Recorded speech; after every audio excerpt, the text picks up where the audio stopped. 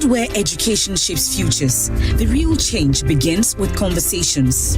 Government has never given any indication of abolishing free researchers. This is very clear. Welcome to EduTalk, where Ghana's leading educators.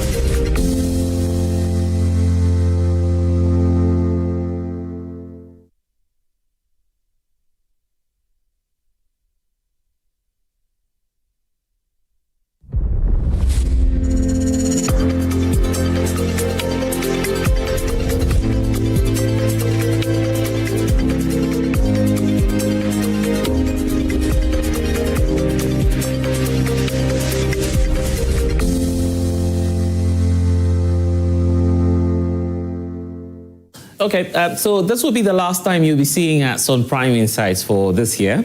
And so welcome to that special edition of the show. My name is Blessed Suga, and of course, as always, we call it the Battlegrounds for Ideas, where together with my panelists, in-studio guests, and you watching us from home, we get to shape all the topical issues throughout the week. But for today, we're doing and shaping all the topical issues throughout the year, because there's been lots of issues, but some very similar in nature, because we've gone through the conversations around the OSP, the constitutional reforms, lots of issues relating to election reruns. At least we've had one successful one, which we spoke about earlier this year on the show. So lots of issues to explore with you.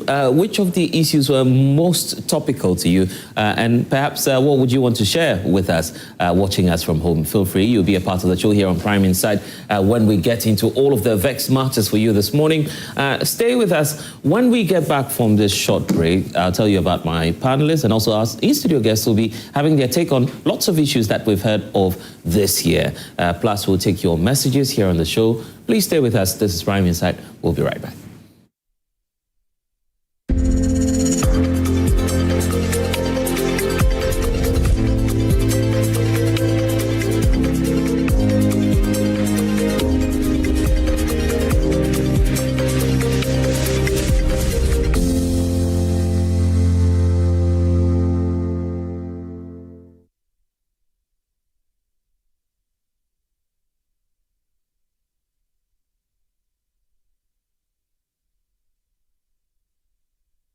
Practice active listening.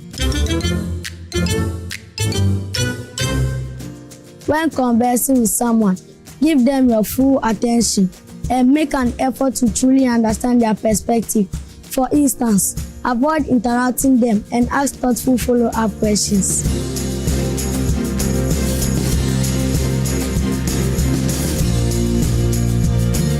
Good Conduct, Great Life is brought to you by Indomie. Tastes great. Kivo 4-in-1 Gary Mix. It gets everything inside. Champion taste.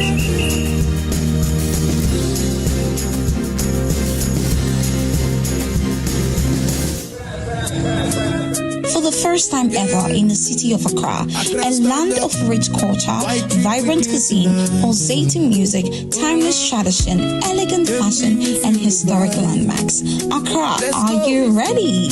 Dinner on December 27th. We bring the elegance, the fashion, and the vibes of the year. An evening of pure white elegance at our secret location. This is not a party, this is a cultural movement. Get your white outfit ready. Clues drop soon.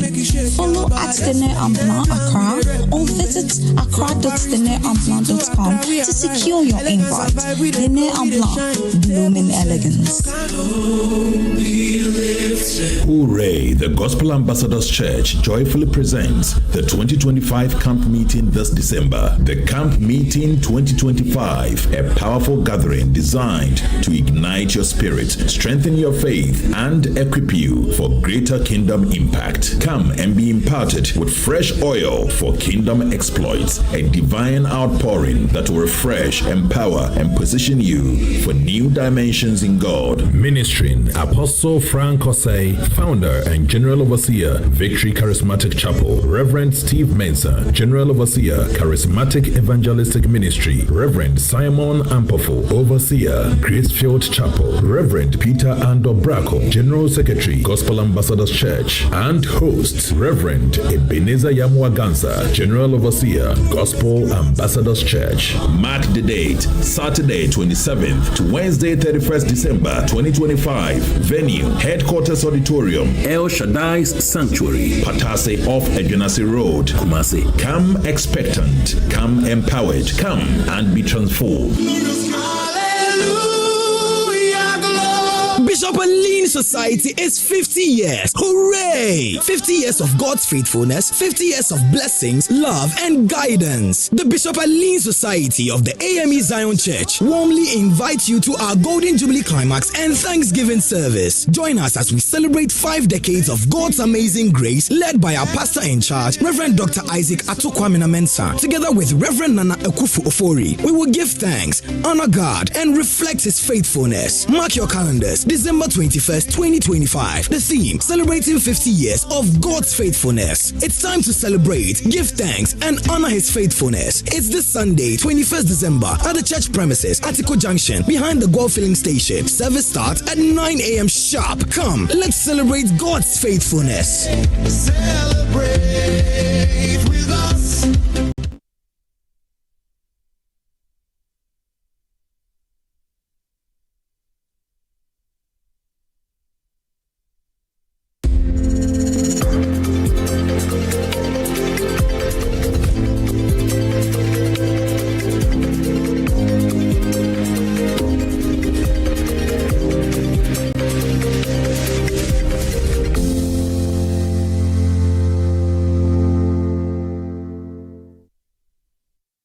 Okay, I've been told to smile. I'm smiling this morning. Thank you all for staying with us here on Prime Insights. It's what a year it has been.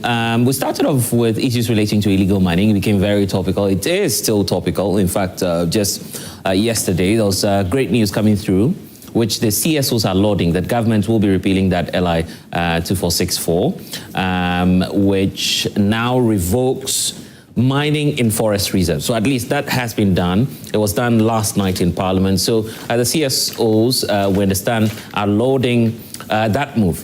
We'll get into it because Galamsey has become a very topical issue in the country, with many asking for interventions, both from government, civil society chiefs, so we can collectively tackle that. There's then the issue about corruption, which became topical because of the whole OSP, Office of the Special Prosecutor, Special Prosecutor cases that have been going on across the country, plus YOCO and the AG going after some individuals in the former administration. So that has also come up. We've had one by-election already, and we know that it went the way of the NDC.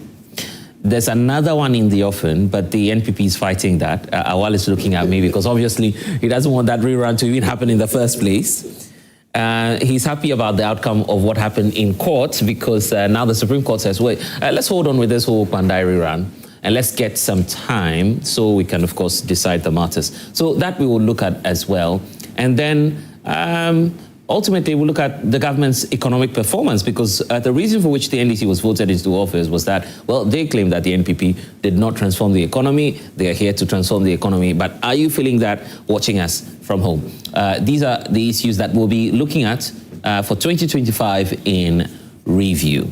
My guest for this morning, ladies first, they say, Janet Nabila is founder of the PNP, and she's joining us. Good morning to you. Good morning. We have Awal Mohammed, who's a member of the National Communications Team for the New Patriotic Party.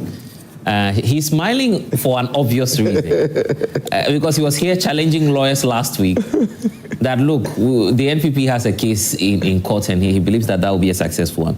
But just to bust your bubble a bit, it's just a freeze. It's not a ruling by the court.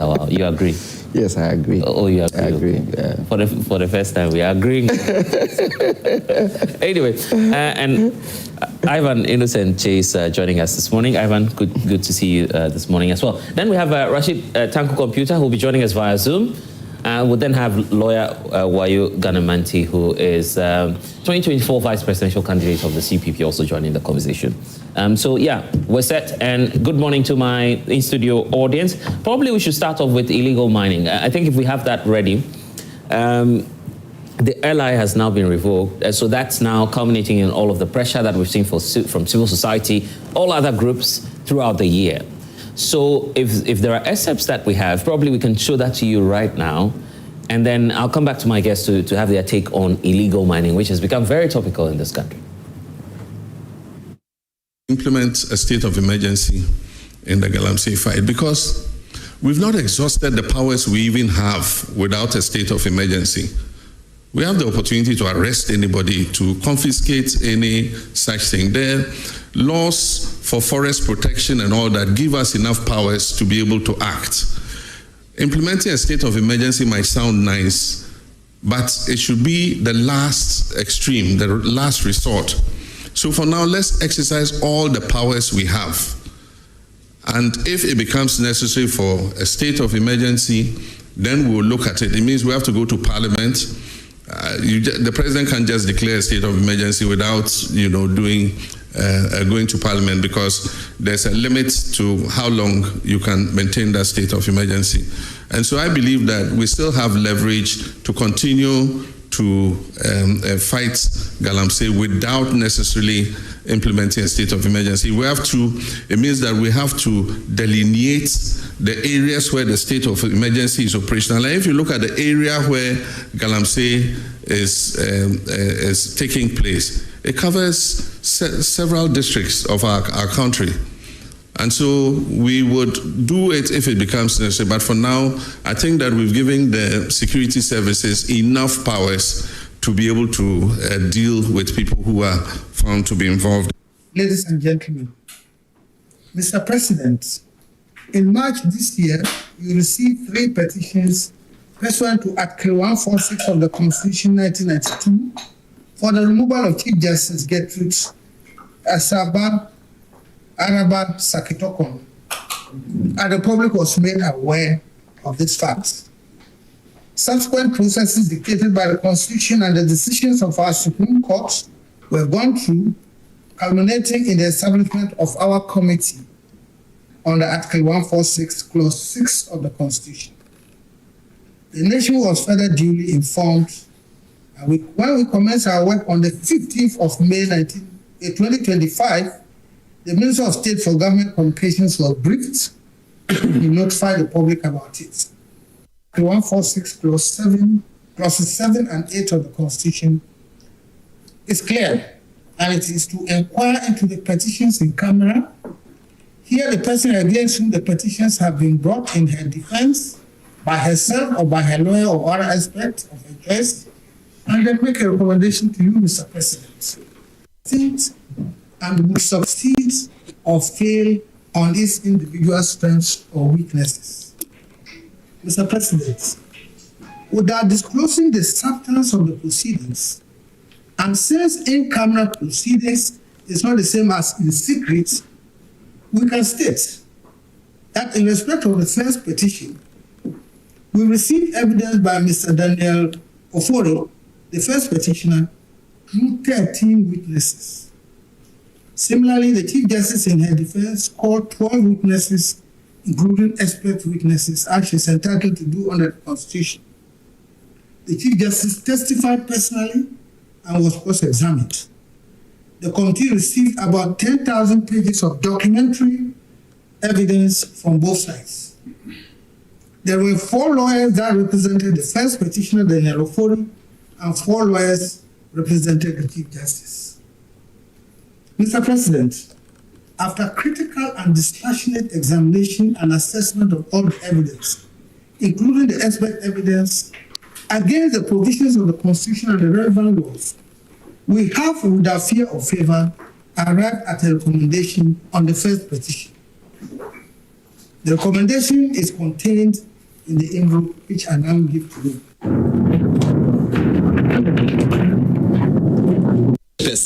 He is a fugitive from justice. The OSP will take all necessary legal steps to secure his return to the jurisdiction and attendance at the OSP and this is to Mr. Oforiatta. You have two choices. You can either return to the jurisdiction voluntarily, or the OSP will enforce your return. Even the president himself became a subject matter of OSP investigation, and he was not happy with certain words used by the OSP against him. So don't let us celebrate. Don't let us celebrate because today it is Ken Oforiatta. Mr. Speaker, all manner of things are being said that Ken has done this, has done that, has done that. I listened to my colleague from Keta, and I listened to my respected colleague from Bogatanga Central, enumerating what to him amount to offenses.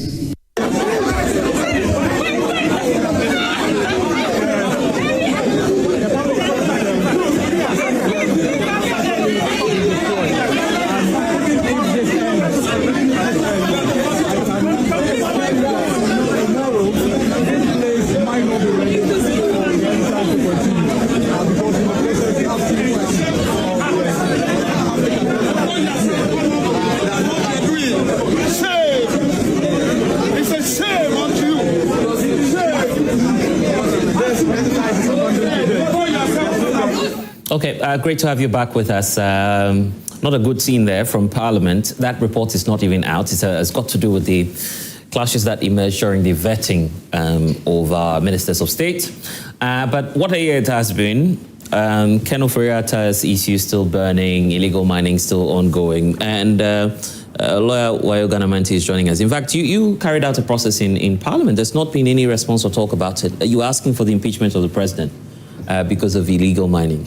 Correct? Thank you very much. Let me say very good morning to your cherished listeners. Yeah, that is true, because I'm thinking that the fight against Galamsey is becoming critical. And from what I've seen, the CSOs, they made a lot of noise after they went to the Jubilee House with a certain meeting. All of them have gone quiet. In fact, just yesterday, I received a statement from 17, as many as 17 CSOs. They are lauding the president for revoking LI 2462. So you see how we, as a country... It's good news that it's been... No, that is hypocrisy. And I call that democratic hypocrisy. You understand? We think we are democratic, but we are very... the hypocrisy is too much.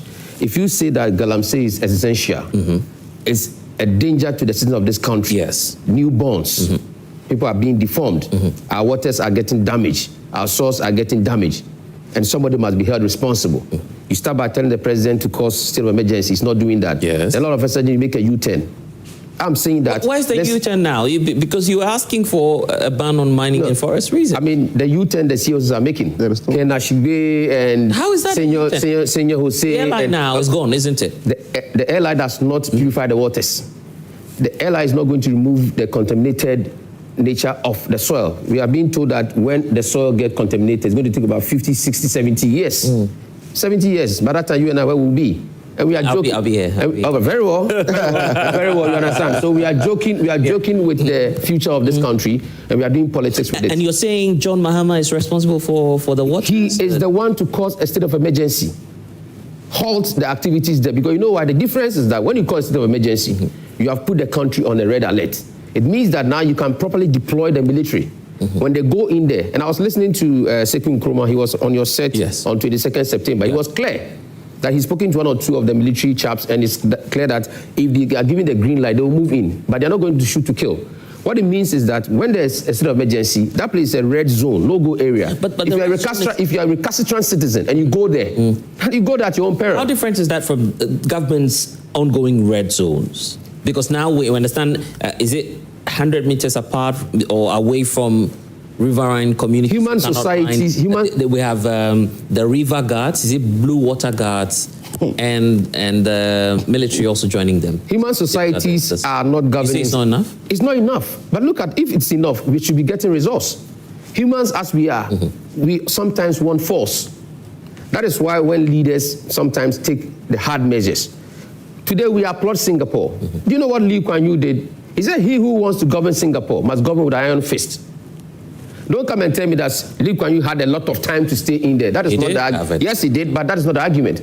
The argument is that Singaporeans sometime in the past were spitting all over the place. They could spit in the office space, they could spit anywhere they are. Today they are not spitting on the ground because there was a strong measure that you cannot be spitting around here it doesn't look nice. It's filthy. So we are saying, and I'm saying that if everybody was saying, oh, let's call state of emergency, let's do that, then all of a sudden they are all checking out. I'm saying that for me, my constitutional duty under Article 41 on the duties of a citizen, I won't check it out. I'm saying that I will hold the highest person accountable. It's the president who must cause a state of emergency. Let all the 33 million Ghanaians stand on one side, and let me stand on one side. That's not my issue. Posterity and society will know that there was somebody who took the battle to the final line. So you won't even commend the government for revoking the airline? It has not solved the problems. Because the point is that if lead gets into the soil, it's going to take about 70, 80, 100 years to be revived. That is scary.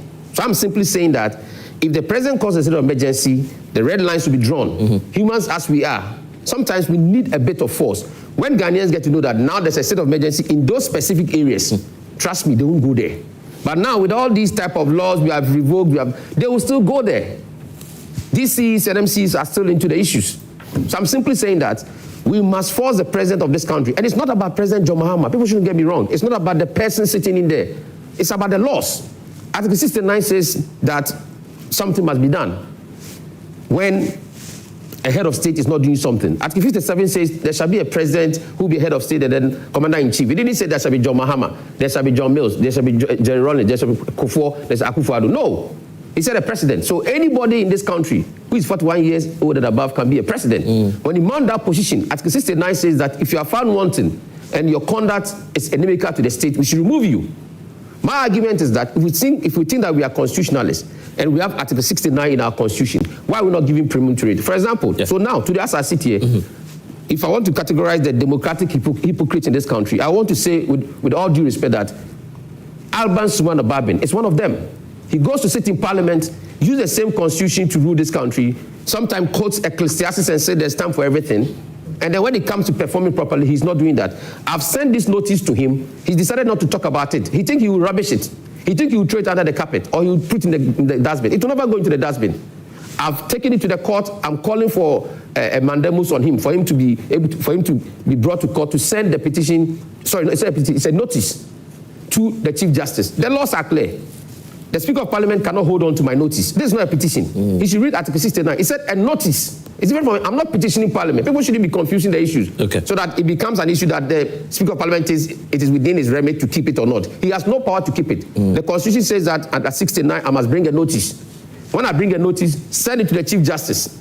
Let the Chief Justice empanel 4 other senior members of the court. And then let them determine whether there's a prima facie case. Take it to the Chief Justice. Let him say that there's no prima facie case. I'll be excited. Then posterity and Ghana will know that it is not only the president who does not want to call a state of emergency. But Ghana's judiciary says there's no prima facie case. What that means is that he has not done no wrong. But you cannot keep it at the Speaker of Parliament level when the law says take it to the next level.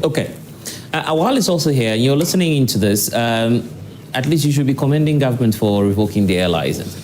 Thank you so much, and good morning to our cherished viewers and my co-panelists.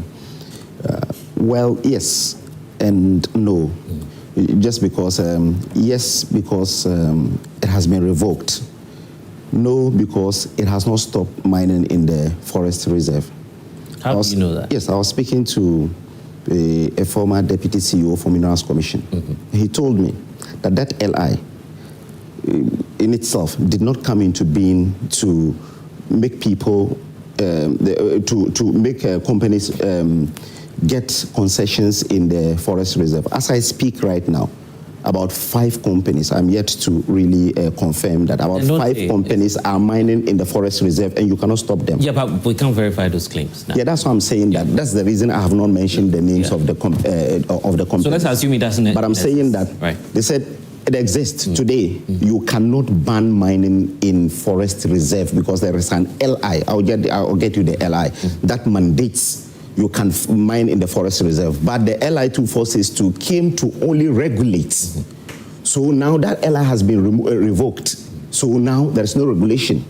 as it had come to cure that. Gave excessive. So that's what I'm saying. That I'm not really going into details because I'm not a lawyer, but I'm telling you that maybe we'll come back to it next year. So if it were not an issue, why would we have civil society asking the president to? So that is why he was also surprised, because that's the reason. After they came in, after they took over, they took over as the government. When they saw it, they felt that no, revoking it is really counterproductive. That was why they wanted to only amend the law, and that is the reason they couldn't really revoke it within the stipulated 120 days that they said they will do, because they felt that the law in itself. It's not the law that mandates someone to mine in the forest reserve. The law that mandates someone to mine in the forest reserve. But the question I'm asking is, if it were to be a normal case, we won't have civil society mounting pressure asking the government to revoke it. A lot of them are lobbyists, not really doing the work of civil society. Oh, really? Yes, a lot of them. A lot of them. That's what they do in this country. Today you don't believe civil society? A lot of them, I said, I believe in civil society, but a lot of them are lobbyists. Especially the ones doing they get monies from people to do their advocacy for them, and that's what they are doing. Today, look at the lithium deal. The civil society held us, strangulated us that we should not go through with that deal with 10% royalties. Today, the same civil society are mounting strong defense for 5%. Are they not lobbyists? But it was withdrawn and then consultation. I'm saying that they have also relayed it in Parliament with 5%. Is it 5 so those civil society people, are they for the country or they are for the companies and the government? Or is it for 5 or 11? 5 now. You are saying 5. I'm saying that it has been removed. It has been beaten. It has been really reduced from 10 I heard the to 5. Prime Minister well, it's a sliding scale, is it? What is sliding scale? I think now they say they are taking it to 12 or something. What is called sliding scale? No, they are not taking it anyway. It's 5, but they are saying that the more it goes up. With some what is sliding scale? Common sense should tell you that the thing is 100%. We are supposed to take 90%. They are supposed to take 90%. We take 10%. You said Ghana is we're being handed a raw deal with 10% royalties. Today you are telling us that 5% is okay. You are defending it as well. My point is that the government said they will revoke the license within the airline within the 120 days. They were not able to do that. Pressure came from civil society and the media and the opposition. Then on the 3rd of October, they held a meeting at the office of the president. Then after that, he said they will revoke it. From October to December, it took them like 2 months to also whatever the case is. Whatever be the case, it's better late than never, because at least they said they will revoke it and they had revoked it. But I'm saying that from the information I am picking, there are still about 5 companies that are mining in forest reserve, and you could not also stop them. I'll get the information. I'll get the information. Because when you say these things, people are watching us and they're asking. So that's what I'm saying, that because it is something out if you're not sure. Yes, you see, that's my advice. I said. The one I spoke to is a deputy CEO. I met him only yesterday. Just yesterday. Former deputy. Yeah, former deputy CEO. He's no longer in charge. Yes. I'm saying that I met him just yesterday. And we had a discussion because of this program. We had a discussion. He's a former. Yes, he's a former. He's no longer there. Yes, I said he's a former deputy CEO. So that's what I'm saying. So would you rather trust official sources? I'm writing to them to seek for information. Okay. Yes. As I speak, I have really drafted everything. I'm writing in spite of this to Minerals Commission to seek for information, so that when I come here, I can put the information out. But I'm writing to them. I can show you the draft of what I have written to really ask them whether indeed someone can mine in a forest reserve now. And if there are companies... Chairman in the Ashanti region is under prosecution for some of these activities. Are you following the court case? I've been listening. If you're following, you know that the government is losing the case. Really? Yes, because according to the government, they do not have any documentation to show that indeed he authorized someone to go into the concession to do it. When they were asked to... But this is just at case management level. Yes, so the case management, they said, bring in all your... He needs an official correspondent. It does not negate the witness's account, is it? You went to court and said that Chairman Wontumi Akontamainen had given someone the authority to enter into forest reserve to destroy our water bodies. Then they said, bring in your disclosures.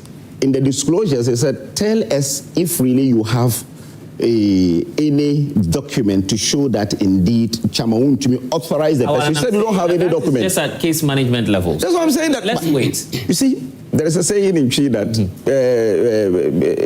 Dokuno Abin, Kwasi Akra Dokuno Abin is a Tushia on say Abin. You could tell from the case management that they don't even have anything. It is just trump up charges just to really destroy his name. Let's wait and see what the outcome will be. Janet, are you happy about the fight so far? At least the LI is gone. It's not the matter of revoking the LI. It is the matter of enforcement. Is the government going to enforce and make sure that people who are mining in forest reserve are stopped? Right. I don't think so. Because if you can arrest people and the following day the people will be walking in the streets and people will see, and then you revoke an airline, and the thing is to do what? Is to make sure that people don't go to mining reserves to size to mine. I don't think forest reserves to mine. I don't think it's going to work because it is the enforcement that is key. You know, when people talk about Frimpong Mansu's report, it pains me because it's like someone pushing another person down and you are angry with it and another person kills someone. You don't compare the two.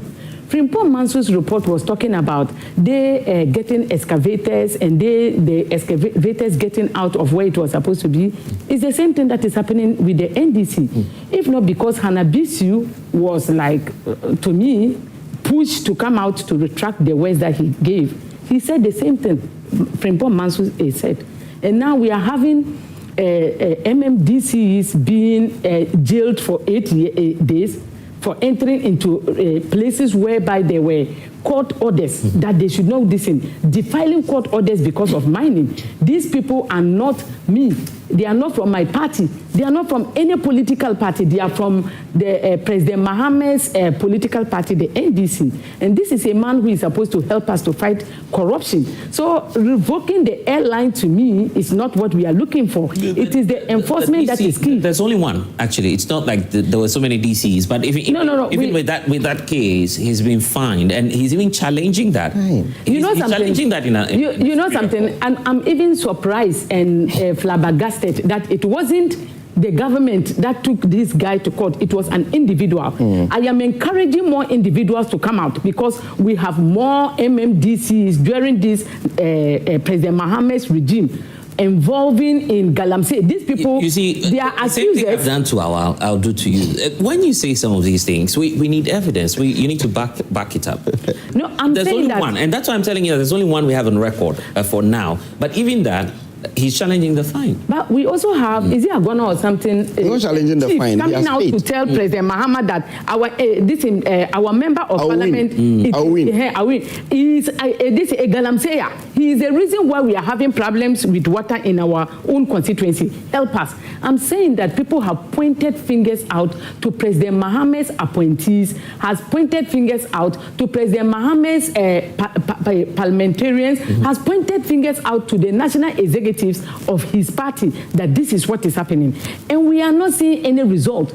The truth is that the state of emergency would have helped. I don't know why people think that mining... It is the only thing that can help. Yeah, because when we put state of emergency, nobody can go to those red areas. Exactly. So whether you are MC, then we know who is a man or a woman to go there. Exactly. That is the we are joking too much in this country. That is the only solution. Because why am I saying it is the only solution? You are talking about mining in forest reserves and water bodies. But that's not all. Even mining in our farmlands, it should not be encouraged. Now you go to the market and Kontombre is 20 Ghana cedis for one, because people don't have farmlands to farm anymore. They have taken all the farmlands and now they are using it to do Galamsey. So if you are saying that you are bringing an ally and the ally is just to make sure that people don't mine in forest reserves and water bodies. This ally, we must be fair, was introduced by President Akufo-Addo. You know something? It is not about even the ally. What I'm saying is that the ally should not be our decision. What about mining in... but that's the question I'm asking. If it were to be a normal case, that this legislation doesn't change anything, why would we have CSOs campaigning against. You've just realized that these CSOs, they don't even learn. They don't read themselves. Yeah. Have you seen that? Even the ally, they don't know what it means, but they were fighting for it. Now they fought for it. To be fair, to be fair. You just said something. Yes. That the ally doesn't prevent people. He said it doesn't prevent people from money for reasons. No. I know personally some of the CSOs involved in this. You can't tell me that Arocha Ghana hasn't stood up for environmental issues in this country or all over the years. Eco-conscious citizens. I mean, all of these groups. But let me tell you something. Ekenashe-based group. They've all been. They are lobbyists. You are just told that they are lobbyists. That is what they do. But they are lobbying for their interests, which is to protect. There's a difference between activism for a purpose, freedom fighters, and lobbyists. If you go to America, we know lobbyists. We should be licensing them as lobbyists in this country so that at least we know that they are there. They should just be hiding behind CSOs to really say that they are just working for freedom fighters. They are lobbyists. Let's be frank with this CSO.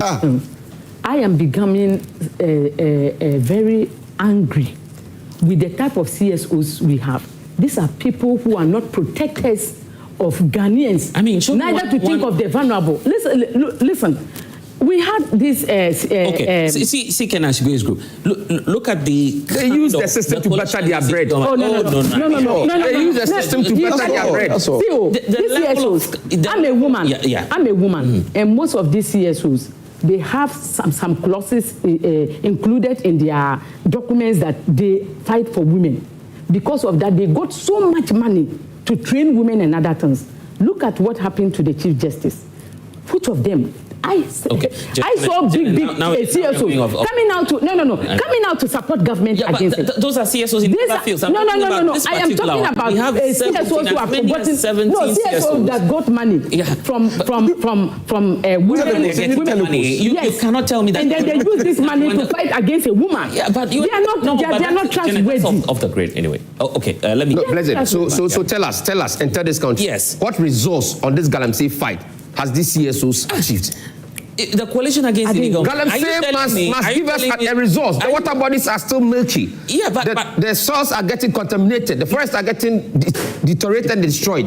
You are backing them. Give us a tangible resource. This so-called Galamsey CSOs have attained. The LI 2462. It's a classical example. It's not a matter of the people. These are matters of the that we are looking for. Let me hear it. We are looking for the enforcement, not this LI. Let me say good morning to your viewers. I think this is a very serious platform, and I'm not sure that it should be an arena for us to be making mere conjectures and suppositions and accusing people of things we cannot ground in any substance. I think it's highly condemnable, because if you want to speak to the issues, I think you should have your fact, speak to things that will convince the average listener that indeed you are speaking to something very concrete, but not just mere conjectures and what you think is the case, which may not be the situation.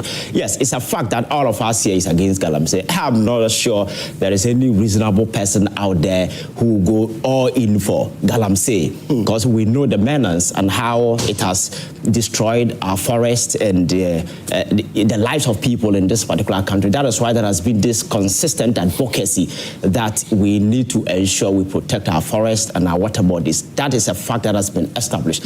And I'm sure across the political divide, including those outside the civil society, over the years have been, I know a couple of them. You're saying the civil society groups are now... Everybody may have his opinion. I know a couple of them who have been very vocal on government, and they've been part of this a bit of success that we've been able to achieve a bit. It's not a magic. You cannot just wake up and they say, hey, Galamsey, and everything extinguishes, you understand? And you see, in order to assess your progress, I think you must always take a peep at the past and see what actually the state of play and where you are.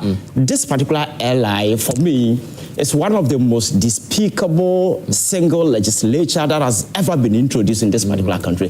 It's a single legislature that legitimizes and licenses people to go into the forest reserve. And while it's making mention of existing, there is no existing LI. So you can't just base argument on conjecture. You could even mention an LI. This is an LI that motivated people like Wuntumi and several others to go to the forest and destroy the forest.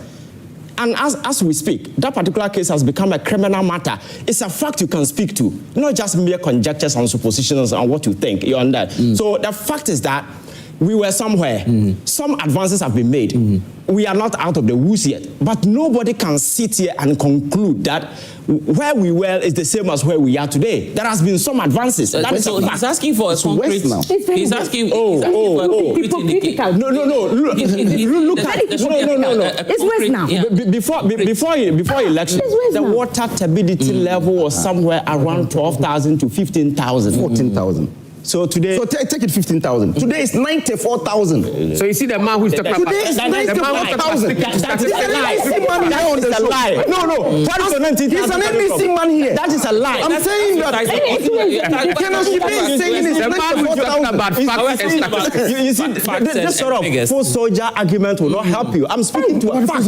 Yes. No. This is the kind of full soldier argument because when you water processing plant has been shut down because of turbidity. You sat here. has been shut down. So do you need anyone to tell you that the turbidity is west? Let him land. You sat here, you lied. I never confronted you. So did I lie? You were just feeling. Let him land. When did I lie? No. You were just feeling emotional. Hallelujah. You didn't say anything. But did I lie? Listen. Let me make my point. No, did I lie on this platform? The fact of the matter is that there is a problem. We all want. But you know, he's asked a question. Okay. In concrete terms, you say the evidence that there's an improvement. No, but if you look at how many of the companies have been pushed out of the forest, and then the NADMOS operation has resulted in taking a lot of people. These things are quite obvious. You understand? Still, we are not. But do you expect a distraction that has happened for over 8 good years for somebody to use just 10 months to get everybody out? He doesn't understand the argument. No. The argument is not about restoring the thing within 2 days. So the argument is about halting it and making sure that you are moving away from that. But it's not the argument is making. No. As a government, that you need something that happened over a lot of years. Who say we should use 1 year to you are asking for results. You are asking for results, and I'm telling you that this is people are still in the forest. No, but nobody is denying that. Nobody say there's an improvement. First of all, I'll give you all the opportunity. You sat here, so you made a lot of unfounded allegations. I sat here quietly and listened to you. It is my time now. What of this haranguing thing? Please, just give me time to make my point. Yes, okay. You understand? Yeah, I get it. So the fact of the matter is that there is a problem. We all went away. You're saying it's obvious that there's an improvement. There has been, unless you don't want to, for whatever obvious reason, you understand? Because where we are in 2016, 2017, 2018, 2020, 2021, when this despicable LI came to operation and licensed a lot of people to go into the forest reserve today, can you make mention of a single forest reserve that has been mined? You mentioned people are there. It's a lie, because even the source of your information is the former Minerals Commission. Former CEO. You want people to take you serious? You see, it's a lie. That is why I'm saying it's a serious platform. How do you know it's a lie? No. I told you that I am seeking for information. Listen, I told you that. It's a lie. You told me, but to authenticate it, I am seeking for information, and I'll come on this platform look at to tell you what you should have waited. You should have waited. Don't come and lie because people are listening. You understand? Don't come and lie when you don't have the fact to prove it. So did I lie? No. Let me you see why CPP is different. No. NDC, MPP. No. You just lied about the turbidity. You just lied that there's improvement. No. This is a serious program. This place is a serious program. Madam. No. Turbidity. You said the turbidity has improved. And they just told you it has not. Janet, hold on. Don't come here with lies. Okay, so let me. Ivan, what I want us to do is to now focus. So land on the point for me that there's an improvement. Yes. And that you can't use 10 months to solve an age-old problem. Yes. He says, look, there's another layer, state of emergency. Yes. Declare that and let's freeze. Let everybody stop. No. When we know the fact that when everybody has stopped, and now you can now do guys, I know you're passionate. The fact that you are suggesting state of emergency. It's not I'm suggesting. Listen. Article 31 is not suggesting. Article 31 mandates. Council, I'll come back to you. This is what you're going to do. Nobody speak on this platform. Let me make it a point. I'll give you the time. Yeah. If they don't say I'm going to nobody will speak on this platform. Ivan, let's go on. I can do that. No, Ivan, let's go on. Let's go. No, you said I'm suggesting. No. I'm saying that if you are going to harass me, you have the floor. Nobody's going to speak on this platform, and I can do that. Let's go. Okay, fine. So my point is that the water stability level that he mentioned is a lie. That has to be put on record. So don't rely on his lies. So we'll give you the time to provide that figure. So tell us the figure. Tell us the figure. State of emergency, yes, it's one of the options available. Okay. And the president has not waived it outrightly. His point is that, yes, state of emergency can be instituted. But the fact is that there is a way we can deal with this problem without necessarily going into using the state of emergency.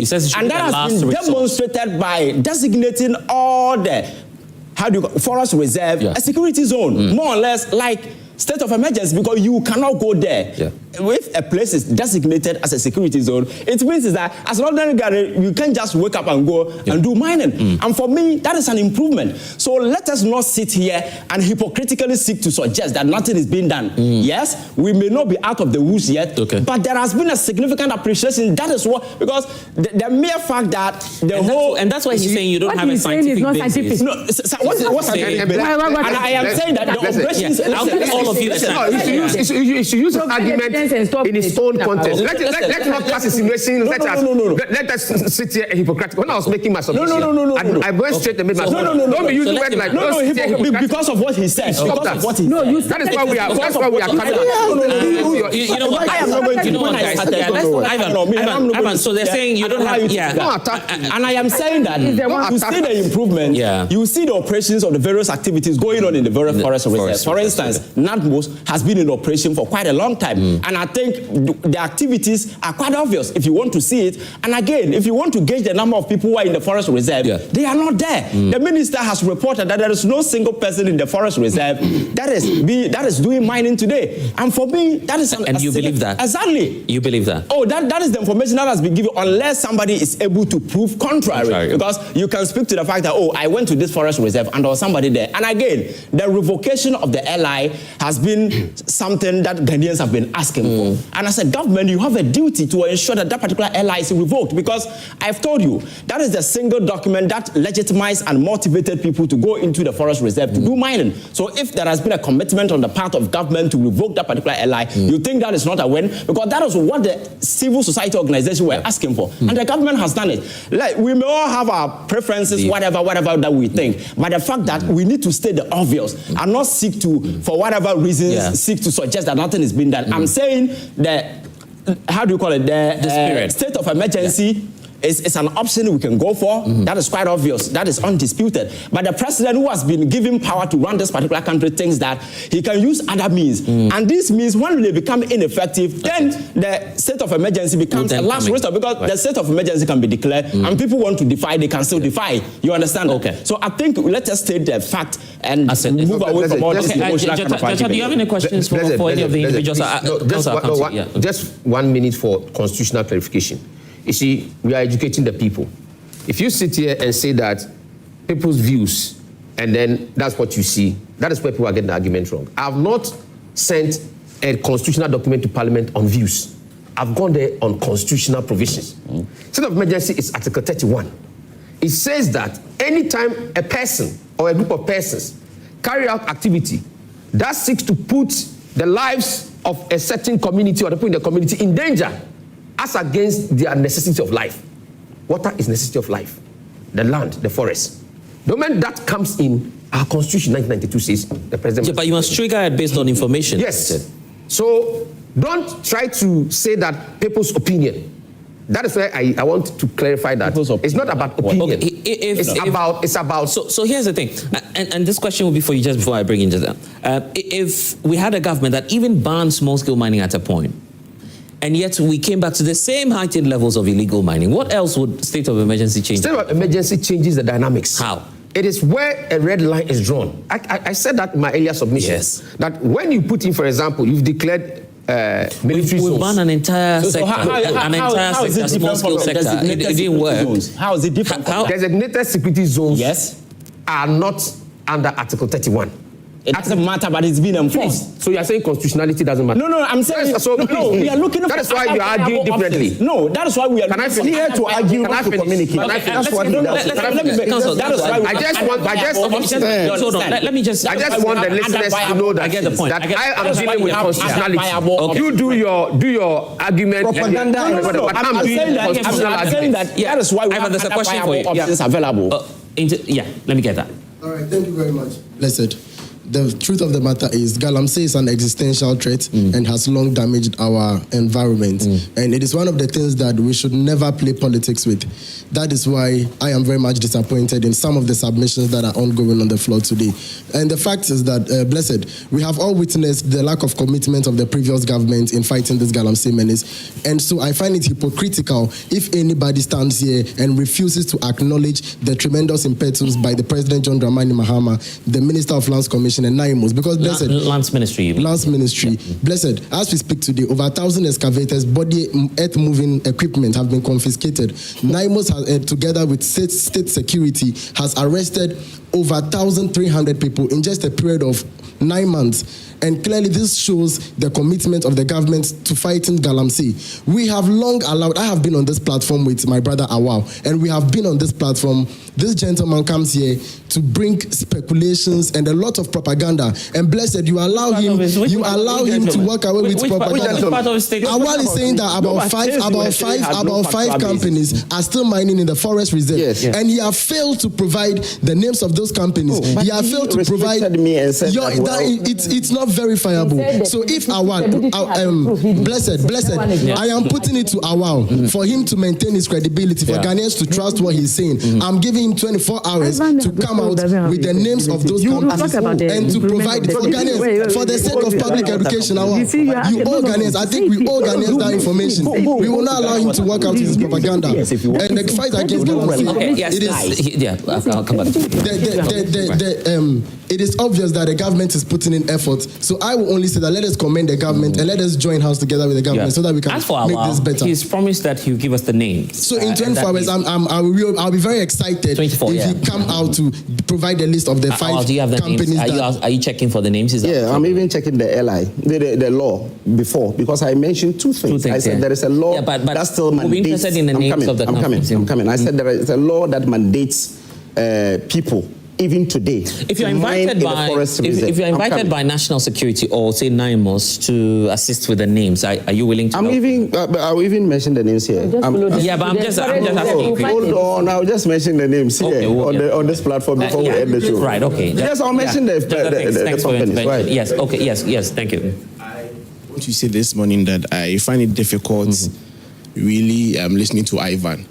I think next time on your flyer, don't put a political activist. I mean that's what I'm saying. That we've gone past this. Let him be. Or let it be known out there that he is an NDC. You are not somebody who is doing the bid. You see how uncomfortable. No, Ivan. You see how uncomfortable it is. You see how uncomfortable it is for you or for you to have and listen to your panelists there. You last year on Onya TV sat on Katismat show and you were accusing. In fact, you mentioned verbatim. I was listening to it right now that President Nana Akufo-Addo is directly involved in Galamsey, where you could not even substantiate. Yes, you sat there and you say that he was involved. You made that claim as you couldn't substantiate. Today, Awal is talking about what some CSOs or some companies who are mining the forest reserve and is unable to mention because Blair said he should be categorical with the names and all of that. You sat here and talked about the stability level without producing any facts. You see how uncomfortable it is. Blair, I have said that when it comes to this Galamsey issue, it is something that has, like my brother said here, it's an existential threat and we shouldn't play politics with it. But let's not be quick, to make nonsense of what the previous administration did. Nana Akufo-Addo or the previous government, we also, what NIMOS is doing, we saw that with Operation Vanguard. If the president a year ago or some years ago banned all forms of mining within a year and a half, and we saw the water levels were being cleared, or we saw some kind of positive results coming from that thing. And you say that today, we calling on a state of emergency wouldn't yield any results. I think it's very hypocritical on the part of Ivan, and he should bow his head down in shame. He should also friend you is are not serious. So bless whatever the government is doing. No, I'm coming. You are not bless whatever the government is doing today was done by the Akufo-Addo or the previous government. Are you sure about and what was the result? What was the result? So a year and a half, we saw that the water bodies were cleared. We are all in this country. There are videos to live. No. Channel 1. No. It is public. My name. You are lying. Yes, if you are addressing projecting even the. I'll give you. But if confused, where did you? No. If you address me, I will address you. I'll give you. You see when he insulted us and we wanted to this. Just calm down. It's okay. Just hold on, guys. You want to attack people and you don't want to also receive. No. I'll come to you. So you see, if you are lying, guys, I'll give you that. I am not surprised, like I said, by his position. And you see, like I said, whatever thing that is happening now was done same. And I've come here on several times and I've told you that, bless, we saw the ex-Akufo-Addo government was constitutes the Operation Vanguard. People were like arrested at Galamsey, that excavators were being burnt. We saw the implementation of the water gas. Is there anything different this government is doing? No. In fact, if there's anything to consider, the President Mahama told us, or even we have we have appointees of these governments in the presence of the three Sams, Sam George, Sami Jemfi, and the others, telling us that any serious president can end Galamsey in 2 weeks. It is a year, and what are we seeing? They should bow their heads down in shame. And all that we are saying, that Ghanaians are going to give you that maximum support, but you cannot rubbish the efforts that was done by the previous government and this particular airline that is being done. Let's be clear. It does not in any way stop or face Galamsey. The president needs to come out with clear-cut lines or cut lines to let us understand how they're going to solve this particular issue. Today we have the DC of Etiwa being fingered in Galamsey, and in fact, a few weeks when they came into government, the NDC's secretary in Kumasi, that is Mr. Joseph Yamin, was being fingered in Galamsey. We had the affairs national chairman also being fingered in Galamsey, and these people are there and they want to rubbish the efforts of the previous administration. I think like it is public evidence. This thing is out there.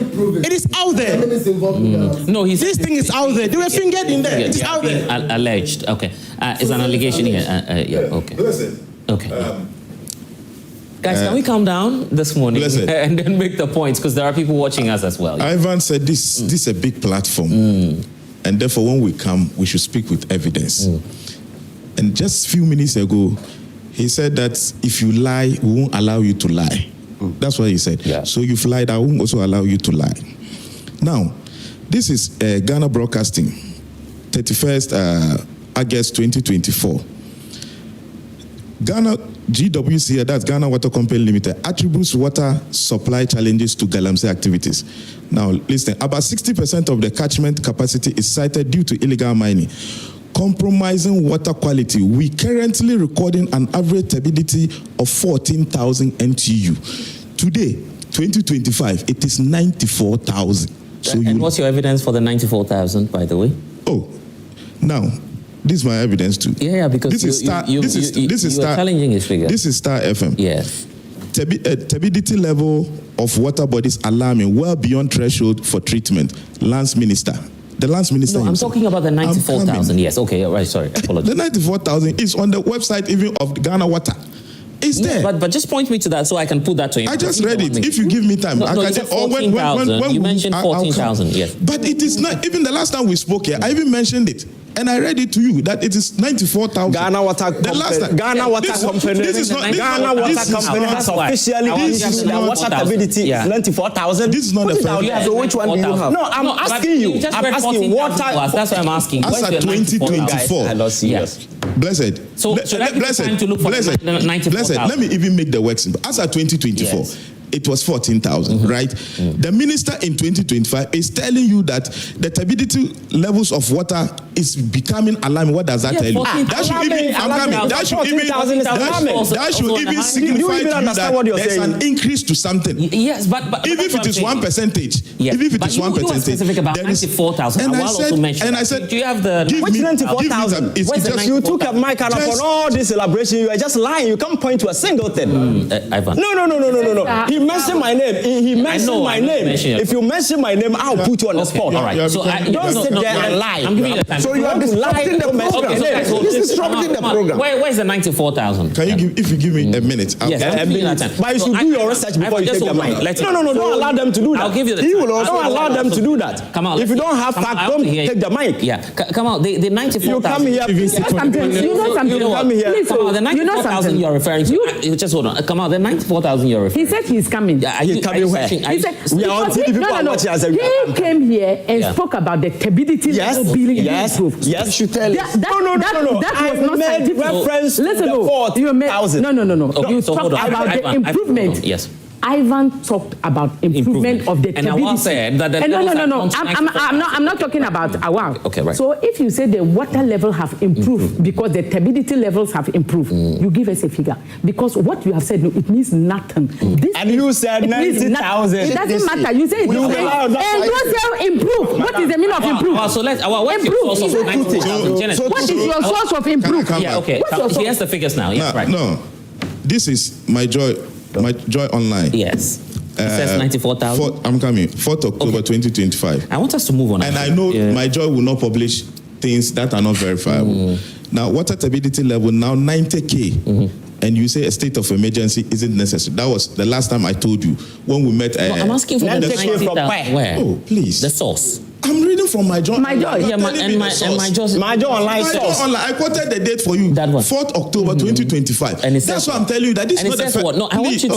You see, come on. I want you to help. Yeah, I want you to help me. That's why I seem to be asking you the question, because you're fact checking, right? So you need to quote the specific portion of the article that says the turbidity levels went as high as 94,000 or 90,000.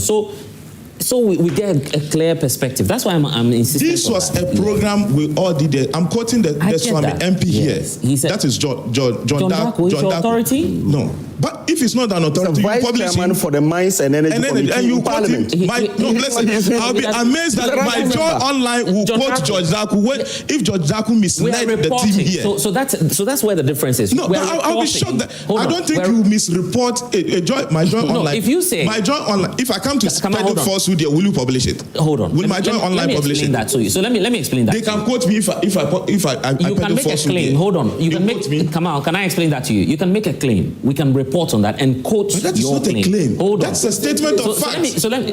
John Darko is part of the committee. John Darko doesn't work with the Ghana Water Company Limited. He's not with EPA. He's not with NIMOS. He's not with the Ministry of Lands and Natural Resources.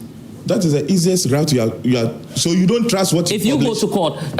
You don't trust what you published today. Okay, yes, just land on your point, by the way. Good. And then now, you see, when it comes to Galamsey fight, yes, let's put it on record that this government, this government has woefully failed when it comes to Galamsey fight. And I want to believe you trust the judgment of Erastus Donko. Asari Donko. Colleague, yes. You trust him, right? He's or you don't trust colleague. him? We work in the same because institution. He's saying on Jason Sem on Adum TV. Okay. That I blame John Dramani Mahama for worsening nature of Galamsey. That's his opinion, isn't it? But he's not saying. That's why I asked whether you trust him. When it comes to the fight, a journalist who is following keenly on the fight of Galamsey, nobody surpasses your colleague Erastus, don't you? He's won an award for that. It's good. Right. So it tells you that he's an authority when it comes to writings or following up on Galamsey issues. You agree with that? And he's saying that the Galamsey issue is getting worse under this government. It's not improving, no. So when it comes to issue of Galamsey, we shouldn't come and sit here to try to play around it as if we are seeing some remarkable. Galamsey is not only happening in the forest areas. Let's get it. Now we are even told in some secondary schools and communities, plain areas which are not forest areas.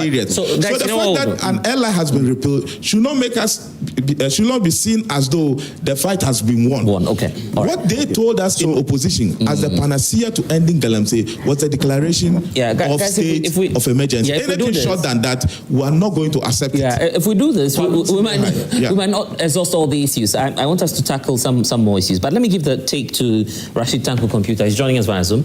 Well, you wanted to point something out. Yes, I want to. It should be brief, just a minute, so I can. So I'm saying, when you check the LI that I am talking about, it's not even an LI; it's an act, the Minerals Act. I'm just. You're saying you can mine in a forest reserve? Yes, that mandates the the minister for lands and natural resources to give concession anywhere in this country, whether it's of mining. Mining. You mean the president? Yes, no. It's authorized. On behalf of the president, he can do that, and it's the Minerals and Mining Act 206 and the Section 4 and 5 mandates him to do that.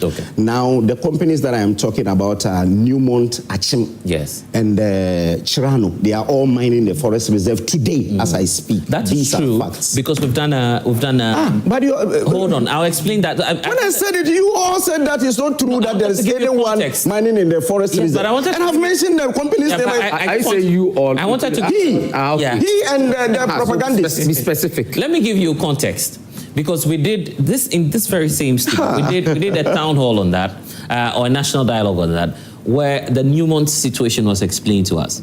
So if you look at the date of that, if you had given him this information, I would. So you put me on the spot. Would you listen to when I said that there are companies that are mining in forest reserve today? That even predates. But I just didn't want to mention the names. I'm coming. I said I just didn't want to mention the names because I wanted confirmation. Then you said I should point to the companies. Meanwhile, you know that 2 companies are doing it today, but you didn't point it out until I got the information. And grounded the fact for the young man. For the young man to even attack me. To give me 24 hours ultimatum to do this. You were saying that. Hold on. You were saying that even with the repeal of the LI, there some are companies that were doing they are still doing it today. And I'm saying to you that the Newmont concession predates the LI, and it's a legacy. Just hold on, let me explain that to you, because we were here. The EPA. I know what you're talking about. I know what you're talking about. I'm saying that. I'm saying that the revocation of LI alone does not mean that someone cannot mine in the forest reserve. I'm coming. If the repeal or amendment of the 4 and 5 or the Minerals Commission Act, do you know that is being done? They cannot do it. Are you aware of the date for the concession? When yes, 205. So look at that date and compare it to what's happening. That is why I'm saying that the revoke of the LI today doesn't mean that you cannot mine in the forest reserve. Give a context. What is context again? Oh my goodness. You are saying that we were told in this country. The CSO that my sister said, some of them are even ignorant. It's true. Okay, because they know that this existing law is there. The Minerals and Mining Act is there. That mandates that anyone can mine in the forest reserve. The LI came to only regulate. It's okay, but if I could give you context. So now the LI that has come to regulate has been removed. They can still mine. I'm saying to you that and you are even corroborating what I'm saying. That indeed there are 2 companies that are doing it. That's why I urged you to mention. And the young man has given me 24 hours. The reason for which I asked you to give me the names was because of context. Because I was here in this studio, moderated a conversation where the EPA gave us data on Newmont's operation in the forest reserve, and pointing to the legal implications if we are to, for instance, revoke such concessions, because they predate the LI. That's point 1. Number 2, in terms of the scale of mining, Newmont is a large-scale company doing a much more targeted mining within the area. I'm talking about what the EPA says, not my opinion. No, what the EPA told us in this. Let's not even we can go back and play Let's that not back. split hairs on this. Okay. What I'm saying is that I'm just saying that the names were my point and your point is the same. Yeah. Okay. The reason is that I'm saying that the LI alone, the revocation of the LI doesn't mean we can do mining in forest reserve. All right. So the fact has been laid. Rashid Tanko Computer is with us. Good morning to you. Welcome. Your take on this illegal mining thing. Then we tackle some other issues this morning. Can you hear me, sir? And kindly unmute so we can hear the points you're sharing with us this morning. Rashid Tanko Computer, if you could just kindly unmute your microphone so we can hear the points that you're sharing with us this morning.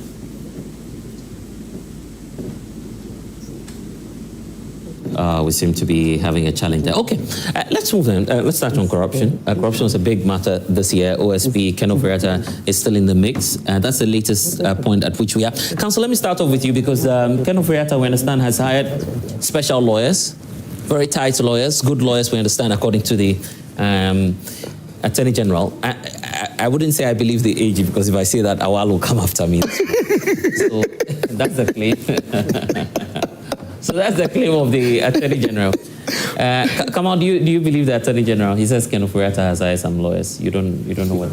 Okay, you also don't know. If you have a watertight case, are you afraid of his lawyer? Why would you be afraid of his lawyer? So let's hear from Thank you very much. I mean, it's very obvious. No, he shouldn't even go for a lawyer. So guys, I'm feeding that into the broad conversation around corruption. It's very obvious that, I mean, when legal matters arise, I mean, as in every jurisdiction, a citizen is entitled to a legal representation. So that shouldn't be news. And I was even surprised that the Attorney General of our country will bring that into his discussion to create some bit of euphoria or something, because he should know that the man will be represented if there's any legal matter. And then to even try to qualify that he's gone for top lawyers. So in the end, I don't know what he was trying to do with that narrative he was telling us. A question about that, excuse me, in the Ghanaian language.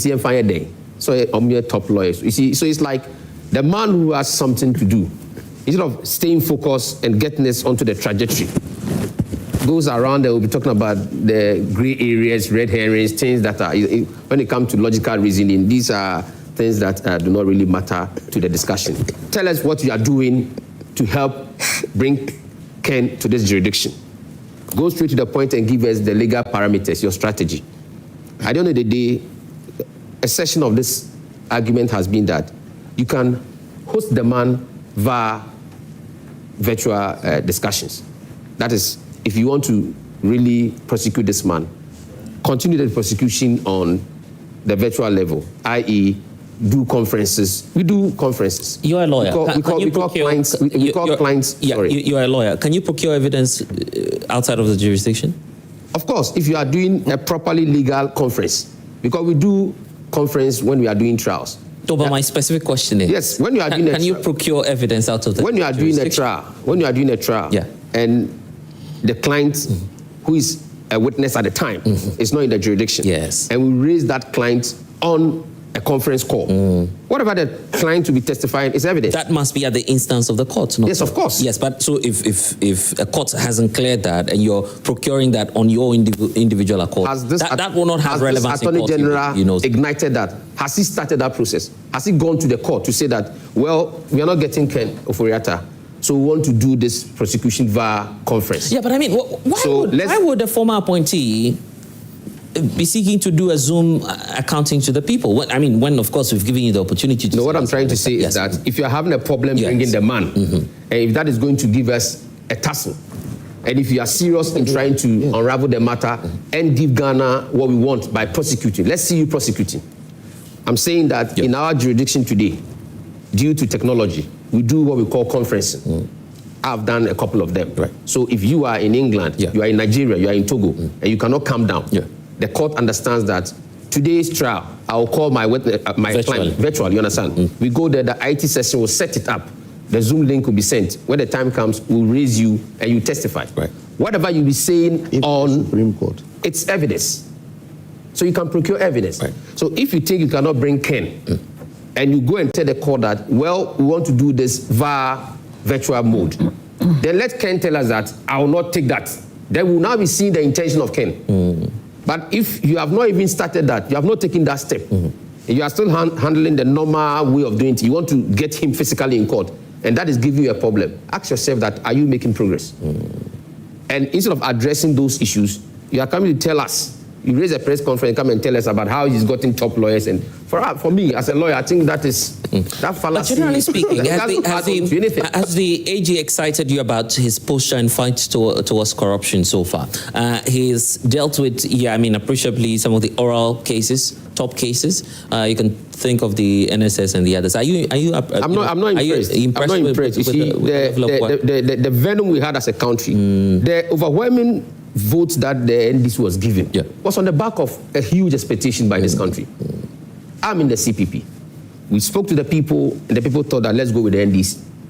So if you say you are coming to deal with an economy that has criminally been managed, and yesterday I was surprised when the majority leader in closing added those to his closing remarks. I said, look at these people. Are they still politicking? Do they think we are still in the campaign mood? that an economy that was criminally managed. Is that a fact? It's not a fact, because it's beginning to come out that this adjective they were using was overboard. You're trying to oversell the issue for the voters to see that you are trying to give them an alternative. Now you come, this economy that was criminally managed, do something about it. Go in there and let's see prosecutions with the result. What I'm seeing now is media charade and gimmicks. Today you have the substantive minister himself mount a press conference, come and say things. At the end of the day, it's 1 hour. He's not giving me a strategy why we are making progress. The next time you see my learned friend Ramshai, he also comes and then they're just making some, it's more or less like public euphoria. Give us tangible results. I'll tell you about some of the cases in court. Let's see results. I mean, the former case we were talking about, Chairman Wuntumi's cases before court, the National Security, National Signal Bureau cases before court. Have we seen 70% closer to prosecution? The will of justice will grind slowly, isn't it? That is where sometimes we make it milky. These type of cases, the venom upon which you came, if you are an attorney general who wants resource, trust me, you can arrange with the court and you will get resource. For instance, if you seriously want to prosecute and get resource, what stops you from agreeing with the court and having a daily trial? Nothing stops you. The court can always have its rules. And you are the attorney general, you are the leader of the bar. You are not like me, a lawyer who cannot, more or less, I won't say dictate to the court, but who cannot reason with the court. But you, the attorney general, you can always get to the court, get to the chief justice, get the judicial secretary, get the chief justice to understand. I'm saying that all of these cases being initiated by the AG does not make any difference. No, I'm not saying the initiation is not right.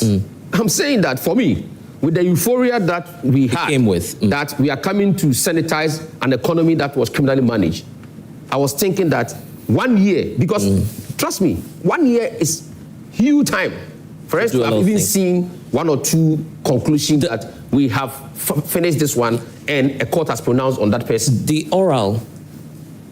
Oh, but Domelevo has told us that most of the things they were doing were a baggage they were picking up. So you see, you had our brother Sam Okudoto making a whole lot of noise, trying to let it look like when we come to power after 3 months, 4 months, 5 months, we will grab people and show to the world that we have nothing like that is happening.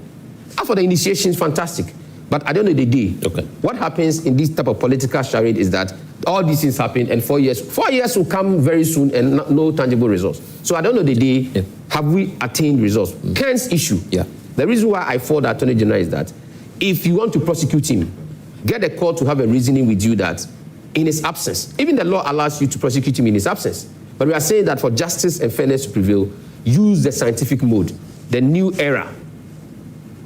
Arrange with the court and say you are going to raise him. Counsel, you are well aware of the rules. This is a criminal case, and it's the individual that we're looking for. I'm saying that we can still arrange with the court to do this trial. So are we able to effect arrest on Zoom? No.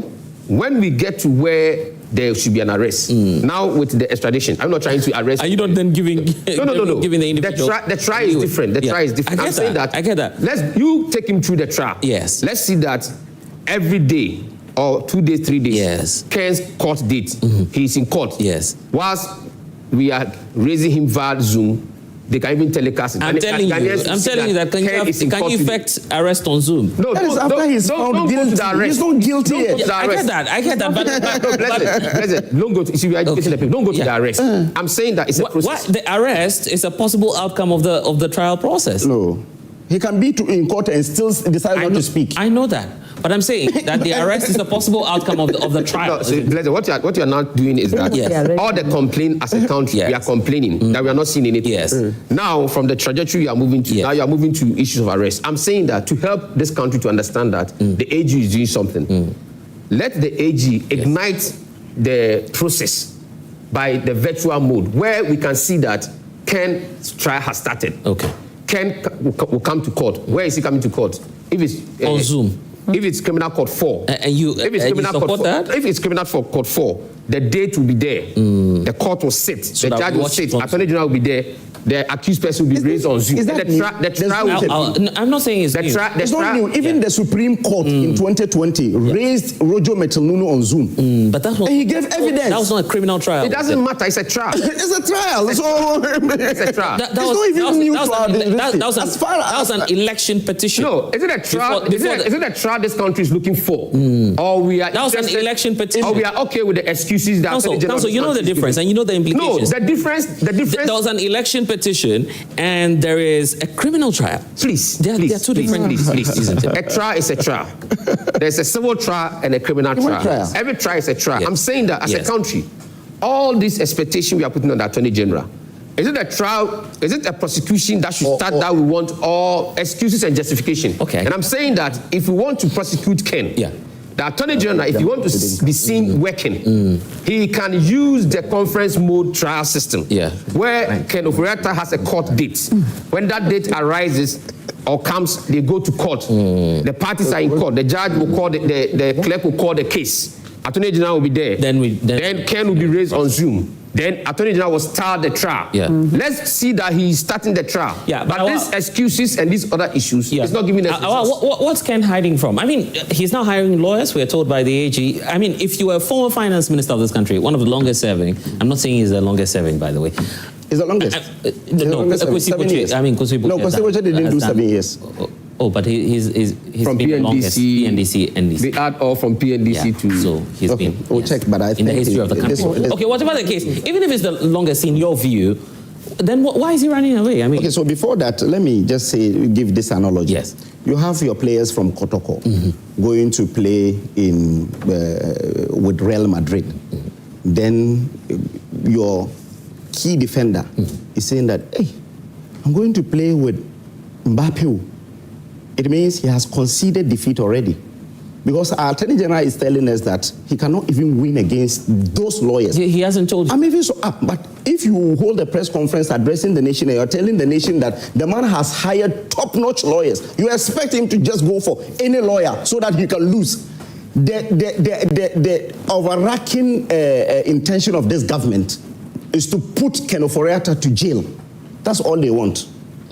Because even his defense, they are questioning the kind of lawyers he is picking. Can you imagine this?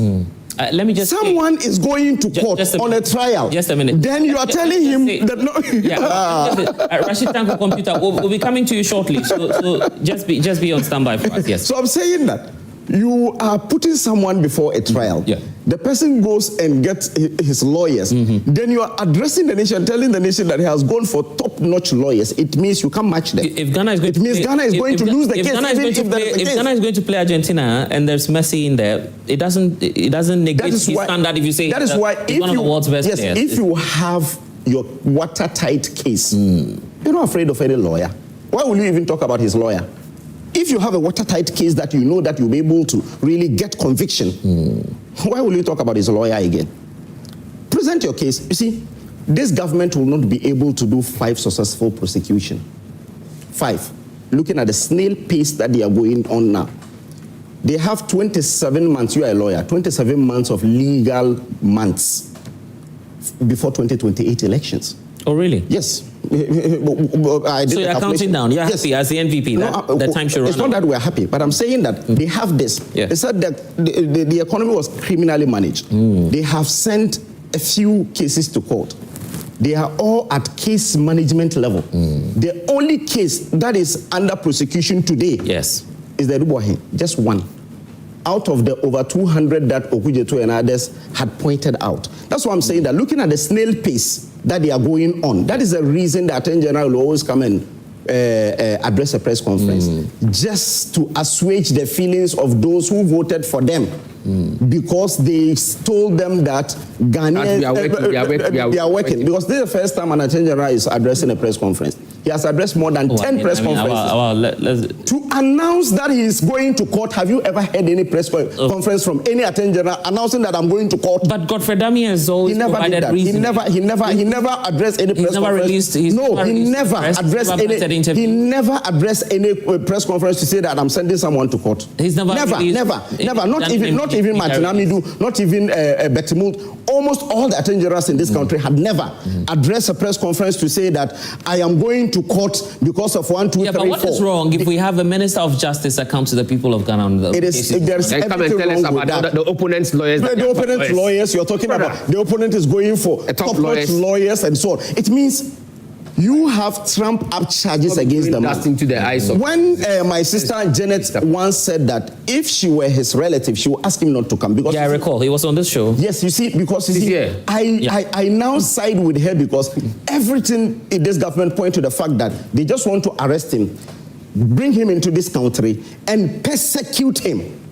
So I share with her view that he shouldn't come. Right. If there is any way they can get to him, they should get to him. Because he is not invading. You are happy telling a former finance minister of this country. Yes, the reason is that what is happening today, the intimidation that the judiciary is under today, a chief justice has been removed because she took an allowance. And that is why you must use the conference to try him. Exactly. If you won't come, use the conference system to try him. Why can't we get Ken Oforiatta on Zoom, as they're saying? Well, I mean, it's new to me, but Awal says we can do a Zoom trial. But I told you that Roger Metron, when he confirmed that he took tea and biscuit, he said it on Zoom. Rashid, let me get from you, Rashid. Very well, let me say good morning to you and your panel.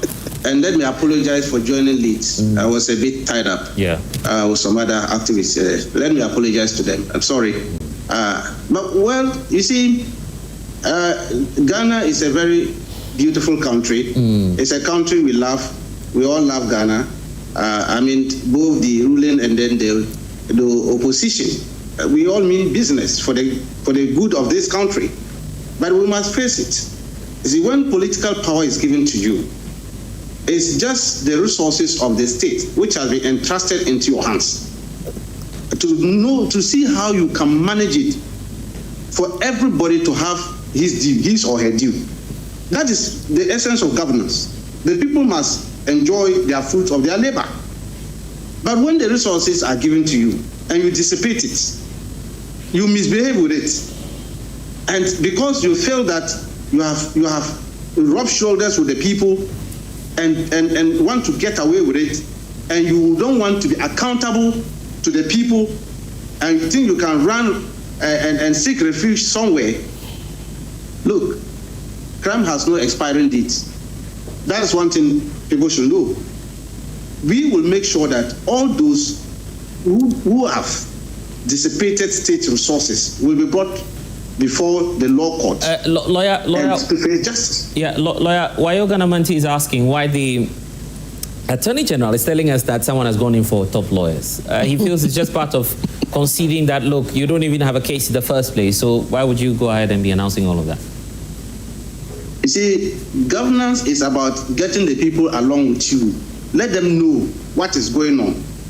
In fact, there is a clarion call across the country that we must bring down the former finance minister to face justice.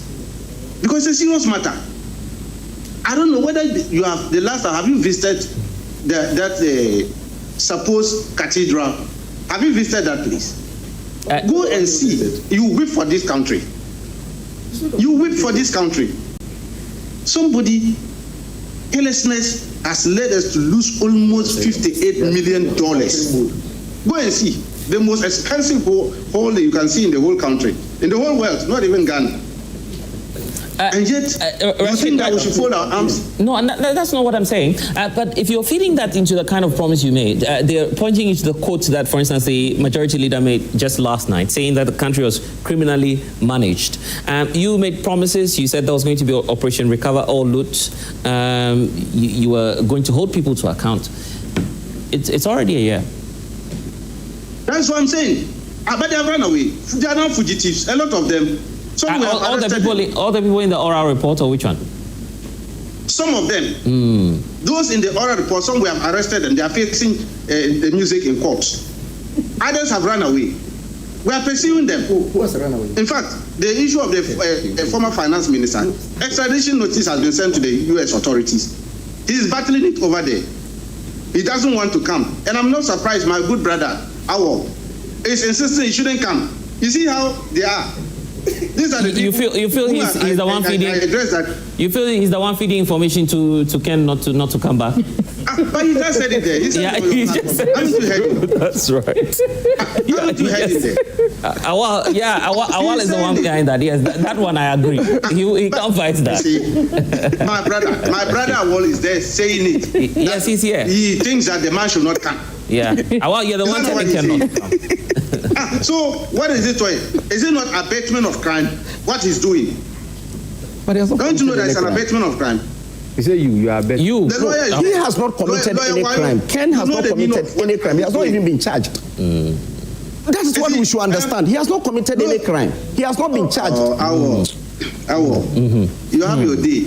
Yeah. I just joined and I apologize for joining. Okay. So allow me some time. We're thinking we'll have you in the studio. Okay, yeah, right. Yes. I in fact, I have some emergency I need to attend to. Okay, so yes. You see, needless be, please, nobody's persecuting any opponent here. Let me assure Ghanaians and my good friends in there, the NDC government will never persecute its opponents. No, we are not enemies. We are not. We are only opponents. The opponents mean we are opposing each other on policy and strategies and direction. That is how we do the game. We are not enemies. So we will not use the coercive force of the state to persecute our opponent. That is not in the DNA of His Excellency John Dramani Mahama doing. Okay. But that doesn't mean that when people have questions to answer, they shouldn't come and answer the questions. Yeah, but it's as though, and you've heard people say that what is it about Ken Ofori-Atta that you have, that you specifically want him to be here physically before all of these proceedings can continue? I mean, there are some people under the NDC administration, the previous one, they were tried in absentia, for instance. I'm saying that his case is so serious, it's so grievous that we cannot try him by Zoom, as my good brother is asking for. They should come. How serious? Why is he running away? The question is why? Why is Ghana not his country? Every criminal matter is a criminal matter. How is this so serious? I'm even surprised they are deciding him. Was it not the same man that the minority, almost 88 of them, then, in fact, the MPP leadership, 88 of them, MPs, did a press conference asking for the president, Nana Akufo-Addo, to remove him from office. Yeah, but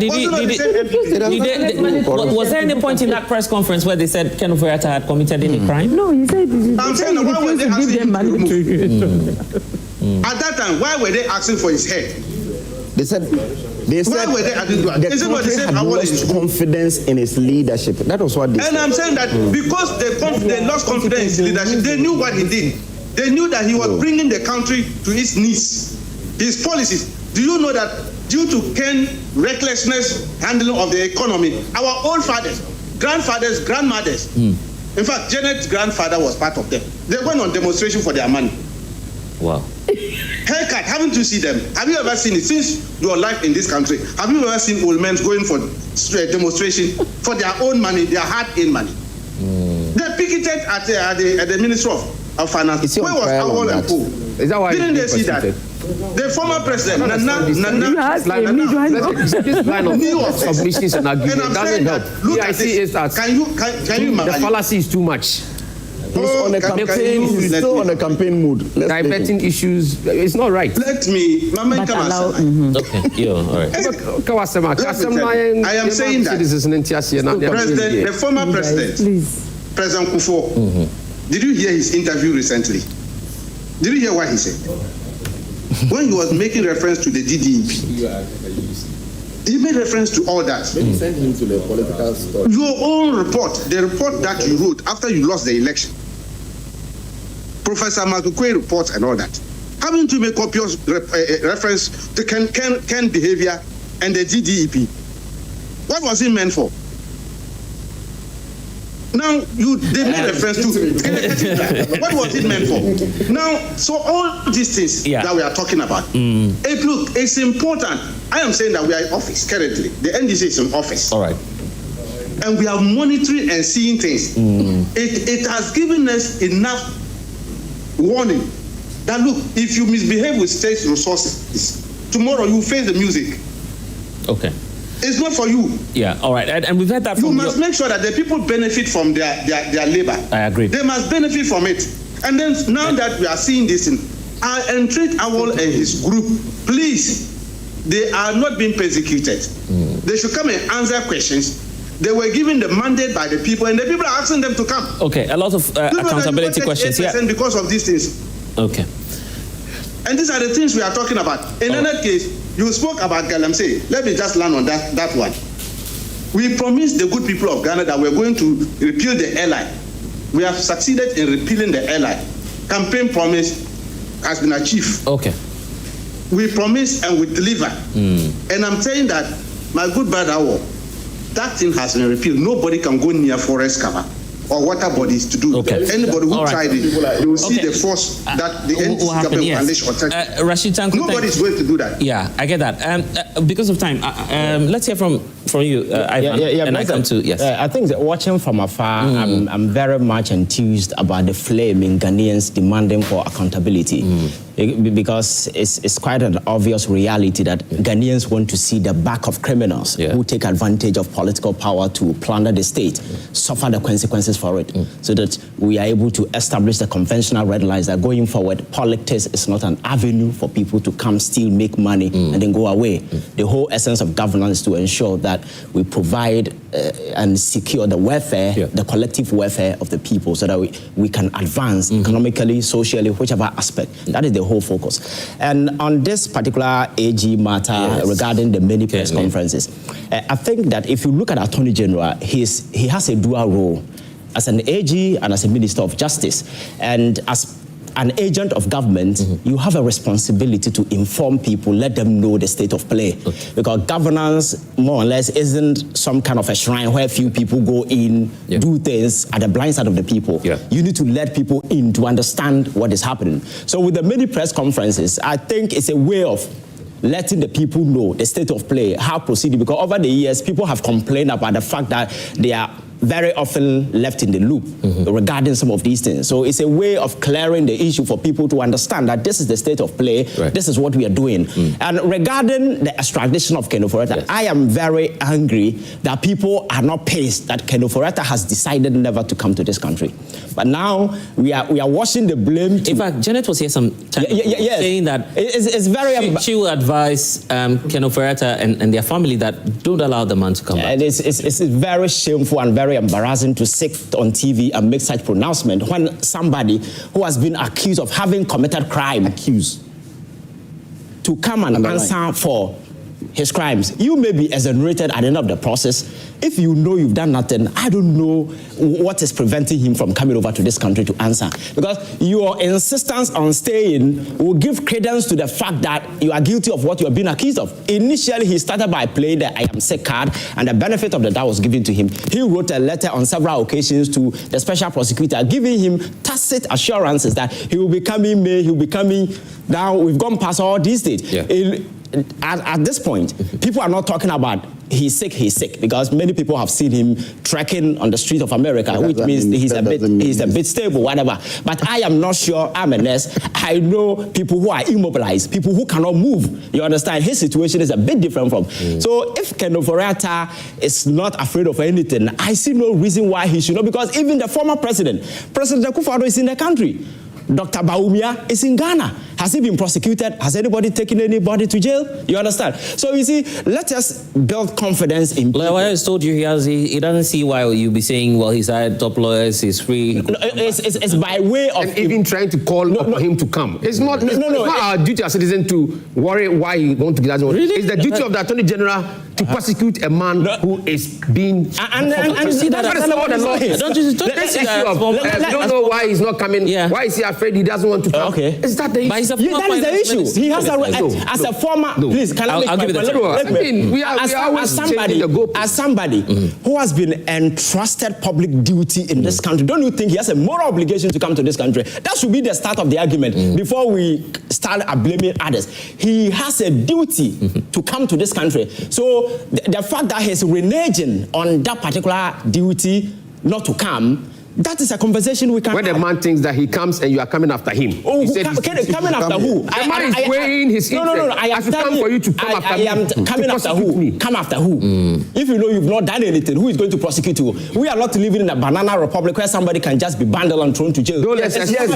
We are in now because there is someone under trial who is now 3 months. What is the meaning of this? Because of bail condition, he has been in the bail. And so yes, what? he couldn't meet a bail condition. An accused person for 3 months. Has it happened in this country before? Attorney General must do his work. Attorney General and you want him to come? Okay, let's Ivan land. Let's Ivan land. Yes, please.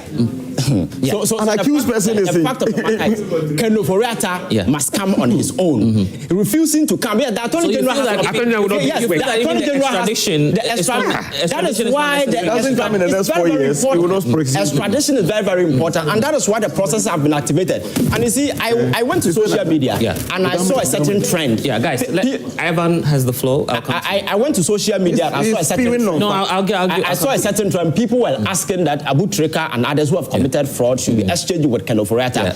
But the fact of the matter, it doesn't work like that. Because if you look at the extradition treaty that was signed in 1931 between the British and then America, that was passed to us, which has been extended, the extradable crimes has been categorized. We have petty fraud, crimes like murder, other stuff. In that instance, it's a different thing. But when it comes to political and military offenses, you need to go through a hell of a process to have a person extradited. America, the most powerful country on this planet, have attempted for several years to extradite Julian Assange of WikiLeaks, still sitting at the Ecuador embassy in the UK. They haven't been. So that's why Wayo is telling you that. Listen to me. Because you can't bring him. But let him land. Will you stop this? So let him land. Your own premise is telling us that you cannot bring him to Ghana. Hold on. You are shifting the duty of the Republic. You see, he must come. Guys, these things are unnecessary. Let him land. These things, your own premise. Let him land. These things are has been wired for some time. I sat here and allowed you to say whatever they So, Ivan, you have so the fact of the matter is that the Attorney General is the country at this point is going through a process just to have the man extradited. And that is a legitimate process. Right. So the delayance may be as a result, because at the end of the day, the whole case after the indictment will have to go to a federal court in the United States of America for it to be pronounced. Right. And after the ruling, even the State Department in America, and then there's the State Department will have to make a determination as to whether the person will be extradited or not. Because as we speak, this woman, Sedinam, who left this particular country and who was tried in absentia. The processes have so far gone through the court process and everything has been done. Now left to the State Department and the DOG to make a final determination. And some of these things, because political matters are very sensitive, you cannot just say, hey, bundle them and bring them together. And so the process that has been activated is one of the ways the government can use to bring the gentleman back. But my point is that we shouldn't have gotten to that particular point, because he has a duty as an officer who was instructed the purse of this particular country at the financial chain, the machinery. He was sitting at the center. He has a duty to the people of this particular country. Nothing stop him from coming, because the people. If he doesn't come, then what next? So that is why the process has been activated. But you said the process is and you are asking those you are saying the process is cumbersome. Those who are saying he should be tried in absentia. You see, he can be tried in absentia, but it's not an option that is available. You just go take it. You understand? You need to exhaust all other means, because if you go to court, the court will verify whether all these processes have been exhausted first before you can succeed in doing that. And again, the Attorney General is conducting, or the Special Prosecutor is conducting investigation. You don't know the kind of information the person seeks. Maybe he seeks his presence. And that is why there has been constant this discussion back and forth to have him extradited into this particular country to come and answer. And for me, that is a straightforward argument. So I find it quite disheartening when people sit on platforms and seek to suggest that somebody is not doing anything when the person at the center of this whole controversy has a duty to return to this country. Was he not the person who was appointed finance minister? Was he not the person who made all the dangerous decisions that affected the people of this country? Today, go to the cathedral site that he mentioned. Go and see. Hellhole, we pushed almost $97 million. People were sitting at the finance ministry, dipping their hand into consolidated fund without recourse to law authorization, and they were adding money up. You understand? These are things. The SML deal is on the table. The investigations have been completed, and then he has been named. His name has been mentioned as a person of interest in that criminal investigation. Adding more charges. No. I'm just asking. I'm asking why he should come into this country. So the people of this country demand that particular thing from him. So for me, I think he has a duty to come, because if you know you are not guilty of anything, nothing stop you. Ghana is not a banana republic where Khan comes in and we abandon him and throw him to jail. No, he's never going to done. Okay. Just a correction. Julian Assange is not still in. He has been. I'm saying he has been. He was there for how long? He's a free. For how long? America attempted. No, stop the lies. You have been. You just lied. That is the case. He said he's still sitting there. That was what he said. Stop the lies. When you sit here. No. The import of this argument. But he said on the platform that he's still sitting there. The import of this argument. I even wrote it. I wanted to follow serious factual matter doesn't matter. No. How long did it take him to be? You called people to So I'm telling you how Kimber said the process. So you don't see he's still sitting there. Okay. When he is a free man. He says on your platform, on Zoe FM platform, that Julian Assange is still sitting there. Anything is a joke. The point is that serious factual global matters. The point is that we are talking about facts right. extradition process. You understand? Extradition process and the hell you need to go through, and that is why I am citing. You should even agree with him that he should. It doesn't change the fact that he was there for several years. For how long has he been there? So don't sit here and play around the issue when there's something of it to be ignored. Yeah, Stick to facts. Initially, you shouldn't be lying on the platform like this. Initially, you were defending Ken Ofori-Atta's decision not to come now. But looking at what has happened over the years, the assurances that, I will come after my medical procedure. I mean, at some point, we're giving updates. Now his lawyers say, well, he's okay, but he won't come. No, at least the lawyer said he's okay, but he will not. I've heard Frank Davis say he's okay now, isn't it? But he didn't say he will not come. I listened to him also on Joy News. He didn't say he will not come. So he said he's okay. The only thing that was stopping him from coming was the sickness. If he's okay, then what's stopping him? So it means he's He didn't say he won't come. He said he is now stable. That he said. Okay, so he's now stable. I'm using our last word. So he should come back. So I still maintain my statement that with the way the NDC is trying to do, like they have a personal problem with Ken Ofori-Atta, and they are looking for him to be able to get a particular award. I don't know whether when they get him, they will get something. I don't know what it is. But then when you look at the way NDC they are dealing with Ken Ofori-Atta, at times it shocks and marvels me. Number one, the person told you that he wasn't feeling well.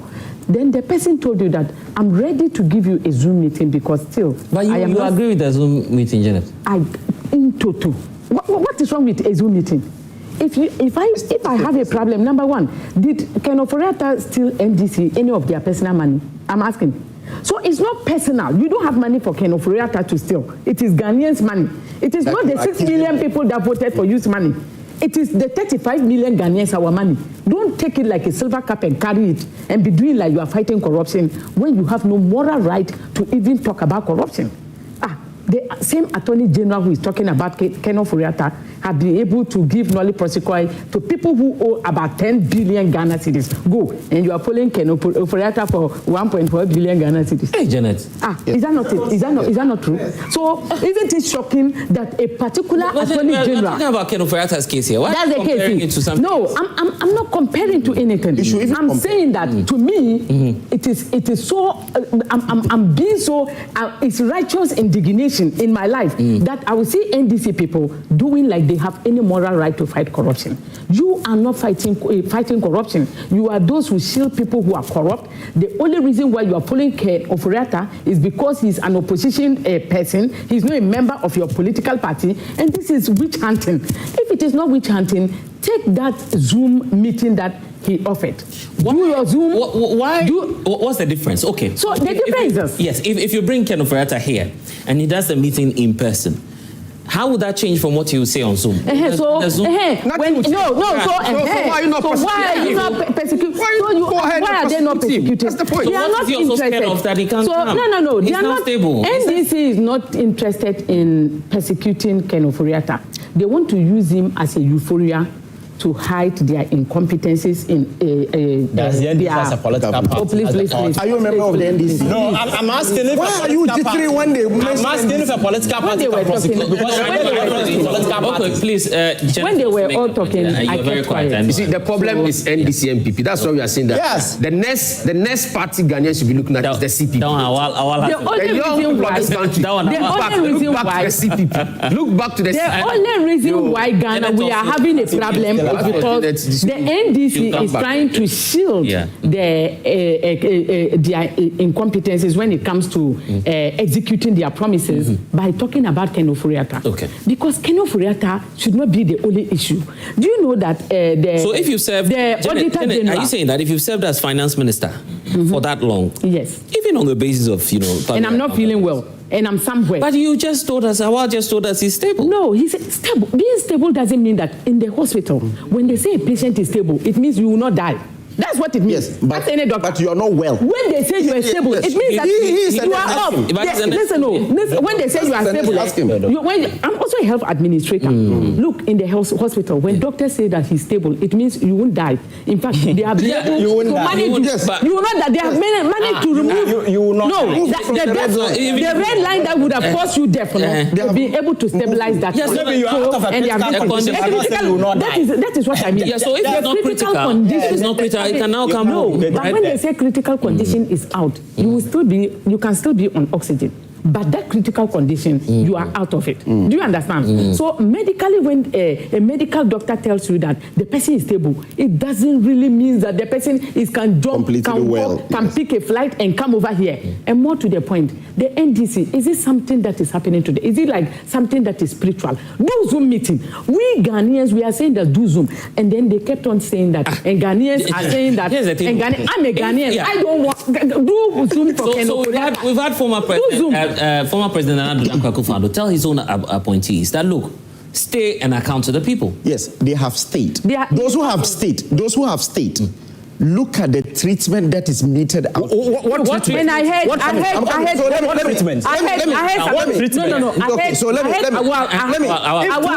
you say something that I disagree with. I heard you say that they are taking a snail-like space in dealing with issues. Prosecution, yes. You know how Ghanaian judges are. You know. You've just seen that the president has just removed one judge and has placed another judge there. If you tell them that they are snail like this and they will like, you know what I'm saying? We don't want our courts to become kangaroo courts. So to me, the wheels of justice, as you said, it grinds slowly. Yeah, but so to me, I side with the NDC. It's better for us to allow somebody to go scot-free than for us to prosecute somebody who is not a criminal. So let me just because we are in a hurry to do. I'm saying that. Let me just conclude. I'm saying that. We have 3 minutes to go. There are a lot of politically exposed. A lot of politically exposed people went through trial in this country. Some were even jailed, but none of them faced even 1 day of detention. William TV, Bafu Boni, Abuga Peli, they were never detained for even a day. I'm coming. Why do you said you don't have time, but I'm saying that they went through 2 billion. Now. There is someone who is an appointee of the former government who has been in custody for the last 3 months because of I'm saying he's talking about the bail condition. So you expect Ken Ofori-Atta to come here. I don't think he can even meet any bail condition in this country. So he will not come. Are you not prejudicing the process? I'm saying that. Why will I prejudice when we have someone who is in custody for the last 3 months because of a bail condition? So today, they are using bail as a punishment for accused people. That's the reason. If he's your family member, you don't allow him to come because he cannot meet the bail condition. Let us set the record straight. Nobody sit there and out of nothing just put a bail condition on somebody. It is based on the figure. Even you are talking about somebody. Collins Dauda what about Collins Dauda? 200 million. Exactly. That is too much. That can be prosecuted. No. Let's. I never heard you say anything about it. Have you ever engaged me on a platform? Let's heard you here on 2 occasions. Okay, I'll come back to you. 30 seconds. Yeah, I'll come back to you guys. The admission or the pronouncement of the Attorney General that Ken has gone to look for good lawyers it's clearly to me that the AG is accepting that he's a bad lawyer. Because a good lawyer should be ready to meet a good lawyer, regardless. But in this case, the AG is not going to enter appearance. You should be mindful of that. So why is he having qualms with the kind of lawyers the former finance minister is going to seek for? Now, the Pandai NDC candidates, the Supreme Court has said that they should look for other means of substituted service to serve him. Not so.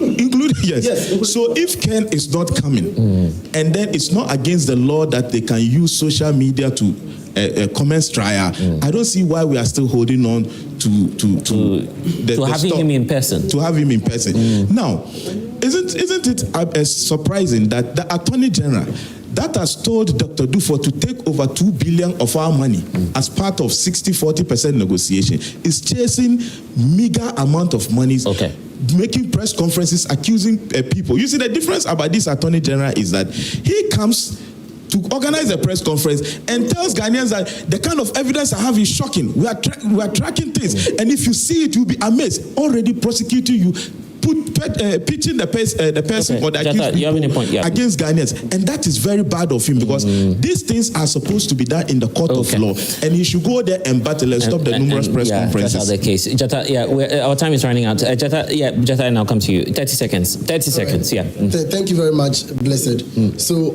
all I have to say is that I think Ken Ofori-Atta must return voluntarily for the sake of his reputation, to redeem his image, and to also prove to Ghanaians that he is not corrupt, just to prove himself. And also to say that the AG is not putting in effort to combat crime, it's a total lie, because as we speak today, the office, the IOCO, has been able to exceed their recoveries. They've been able to recover over 300 million Ghana cedis, and their target for 2025 was around 200 million Ghana cedis. So it clearly tells that the oral is in process, and government is doing well to do that. Okay, but that's okay. Yeah. No. Anyway, but it's an agency, obviously. Our time is up. 30 seconds, so we can do. The reason why Ghanaian voted for them was not to come and make any public spectacle of anyone trying to do that public trial. In fact, there are instances where people who have been found guilty have been tried whilst they were not present. That the trial was absentia. So same can be done for that is the finance minister. They shouldn't hide behind these press conferences to cover their incompetence, like my sister Janet said. The real issues are that today there are teachers who have worked for 1 year and they've been paid a month's salary. The real issues are that you promised Women's Bank and you've not been able to deliver. The real issues are that Galamsey is still lurking in the background. The real issues are that today the Ghanaian are still waiting for the president to make a very critical issue on what's our our economy is, and also the Galamsey issue. Because of time. So please, they should not be hiding behind this conference. And you see, it reminds me of a particular literature that is the Ozymandias, written by the where it talks about the fact that there's a particular king, who thought.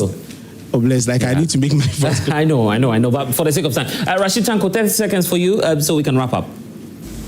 Well, I want to take this opportunity to wish everybody well. Those in the studio and those outside watching us, that this year has been a very exciting year. They've done a good job by bringing His Excellency John Dramani Mahama into power. And then we are going to make sure that we recover all the looted resources. We are going to chase them one after the other. For the looted one, those who have not looted, have we chased them? Our is sitting here, my friend. We have not chased, nobody's chasing him. Because he has not looted. Are you going to chase him soon? Are you going to chase him soon so that he can leave the country? No, that's what I'm saying. He's free. He's enjoying himself because he's not alleged to have looted anything. So nobody's going to chase him. But those who have looted the states, you see, my good friend talked about some teachers have not been paid and all that. It's because some people have opened bank accounts in their rooms, and we are chasing them for those monies. He knows them. If we are able to retrieve all these things, we have enough resources to pay them. I get that, Rashid. How can one person, you saw it under their regime, one person had all kinds of currencies in her room? Yeah, Rashid, thank you. These are the problems. Yeah, Rashid. And we are saying that we need to go. We will go of course, we will go after them and make sure that they return the loot so that our brothers and sisters can be paid, yes, who are working hard will enjoy their fruit of labor under His Excellency John Dramani Mahama. Rashid, that is what we are going to do. A few people you want to wish Merry Christmas. Maybe Ken Oforiatta is watching you. You have a Christmas message for him? We want him in Ghana. We want him. He should come. We should come and we'll celebrate the Christmas here. Okay, he should come celebrate the Christmas. Yes. He should come home. I mean, the country, nobody's going to persecute him. He should come and answer questions. That's all. Simple and short, straightforward. All right. No, let me wish the good people of Kanda well. I mean, are you still there? Very soon we'll be with them. Our teams are there campaigning. After 30th, we are going to zoom in there. All right. And my good brothers can only defer or suspend their defeat. Ultimately, they will get the defeat. Yeah, it's just unfortunate. We've lost time. So, we need to go. There's a feedback that I want to read for you. Bro, once this is the last show of the year, seize the opportunity to give the host a feedback that it is a nice program, but his interjections of MPP panelists is one thing that has been doing something. He should do something about it next year. Tell him an ardent watcher. Safiano Adam from Bolga. He sent him. Anyway, guys, thank you. That's all time will allow us. Thank you for watching.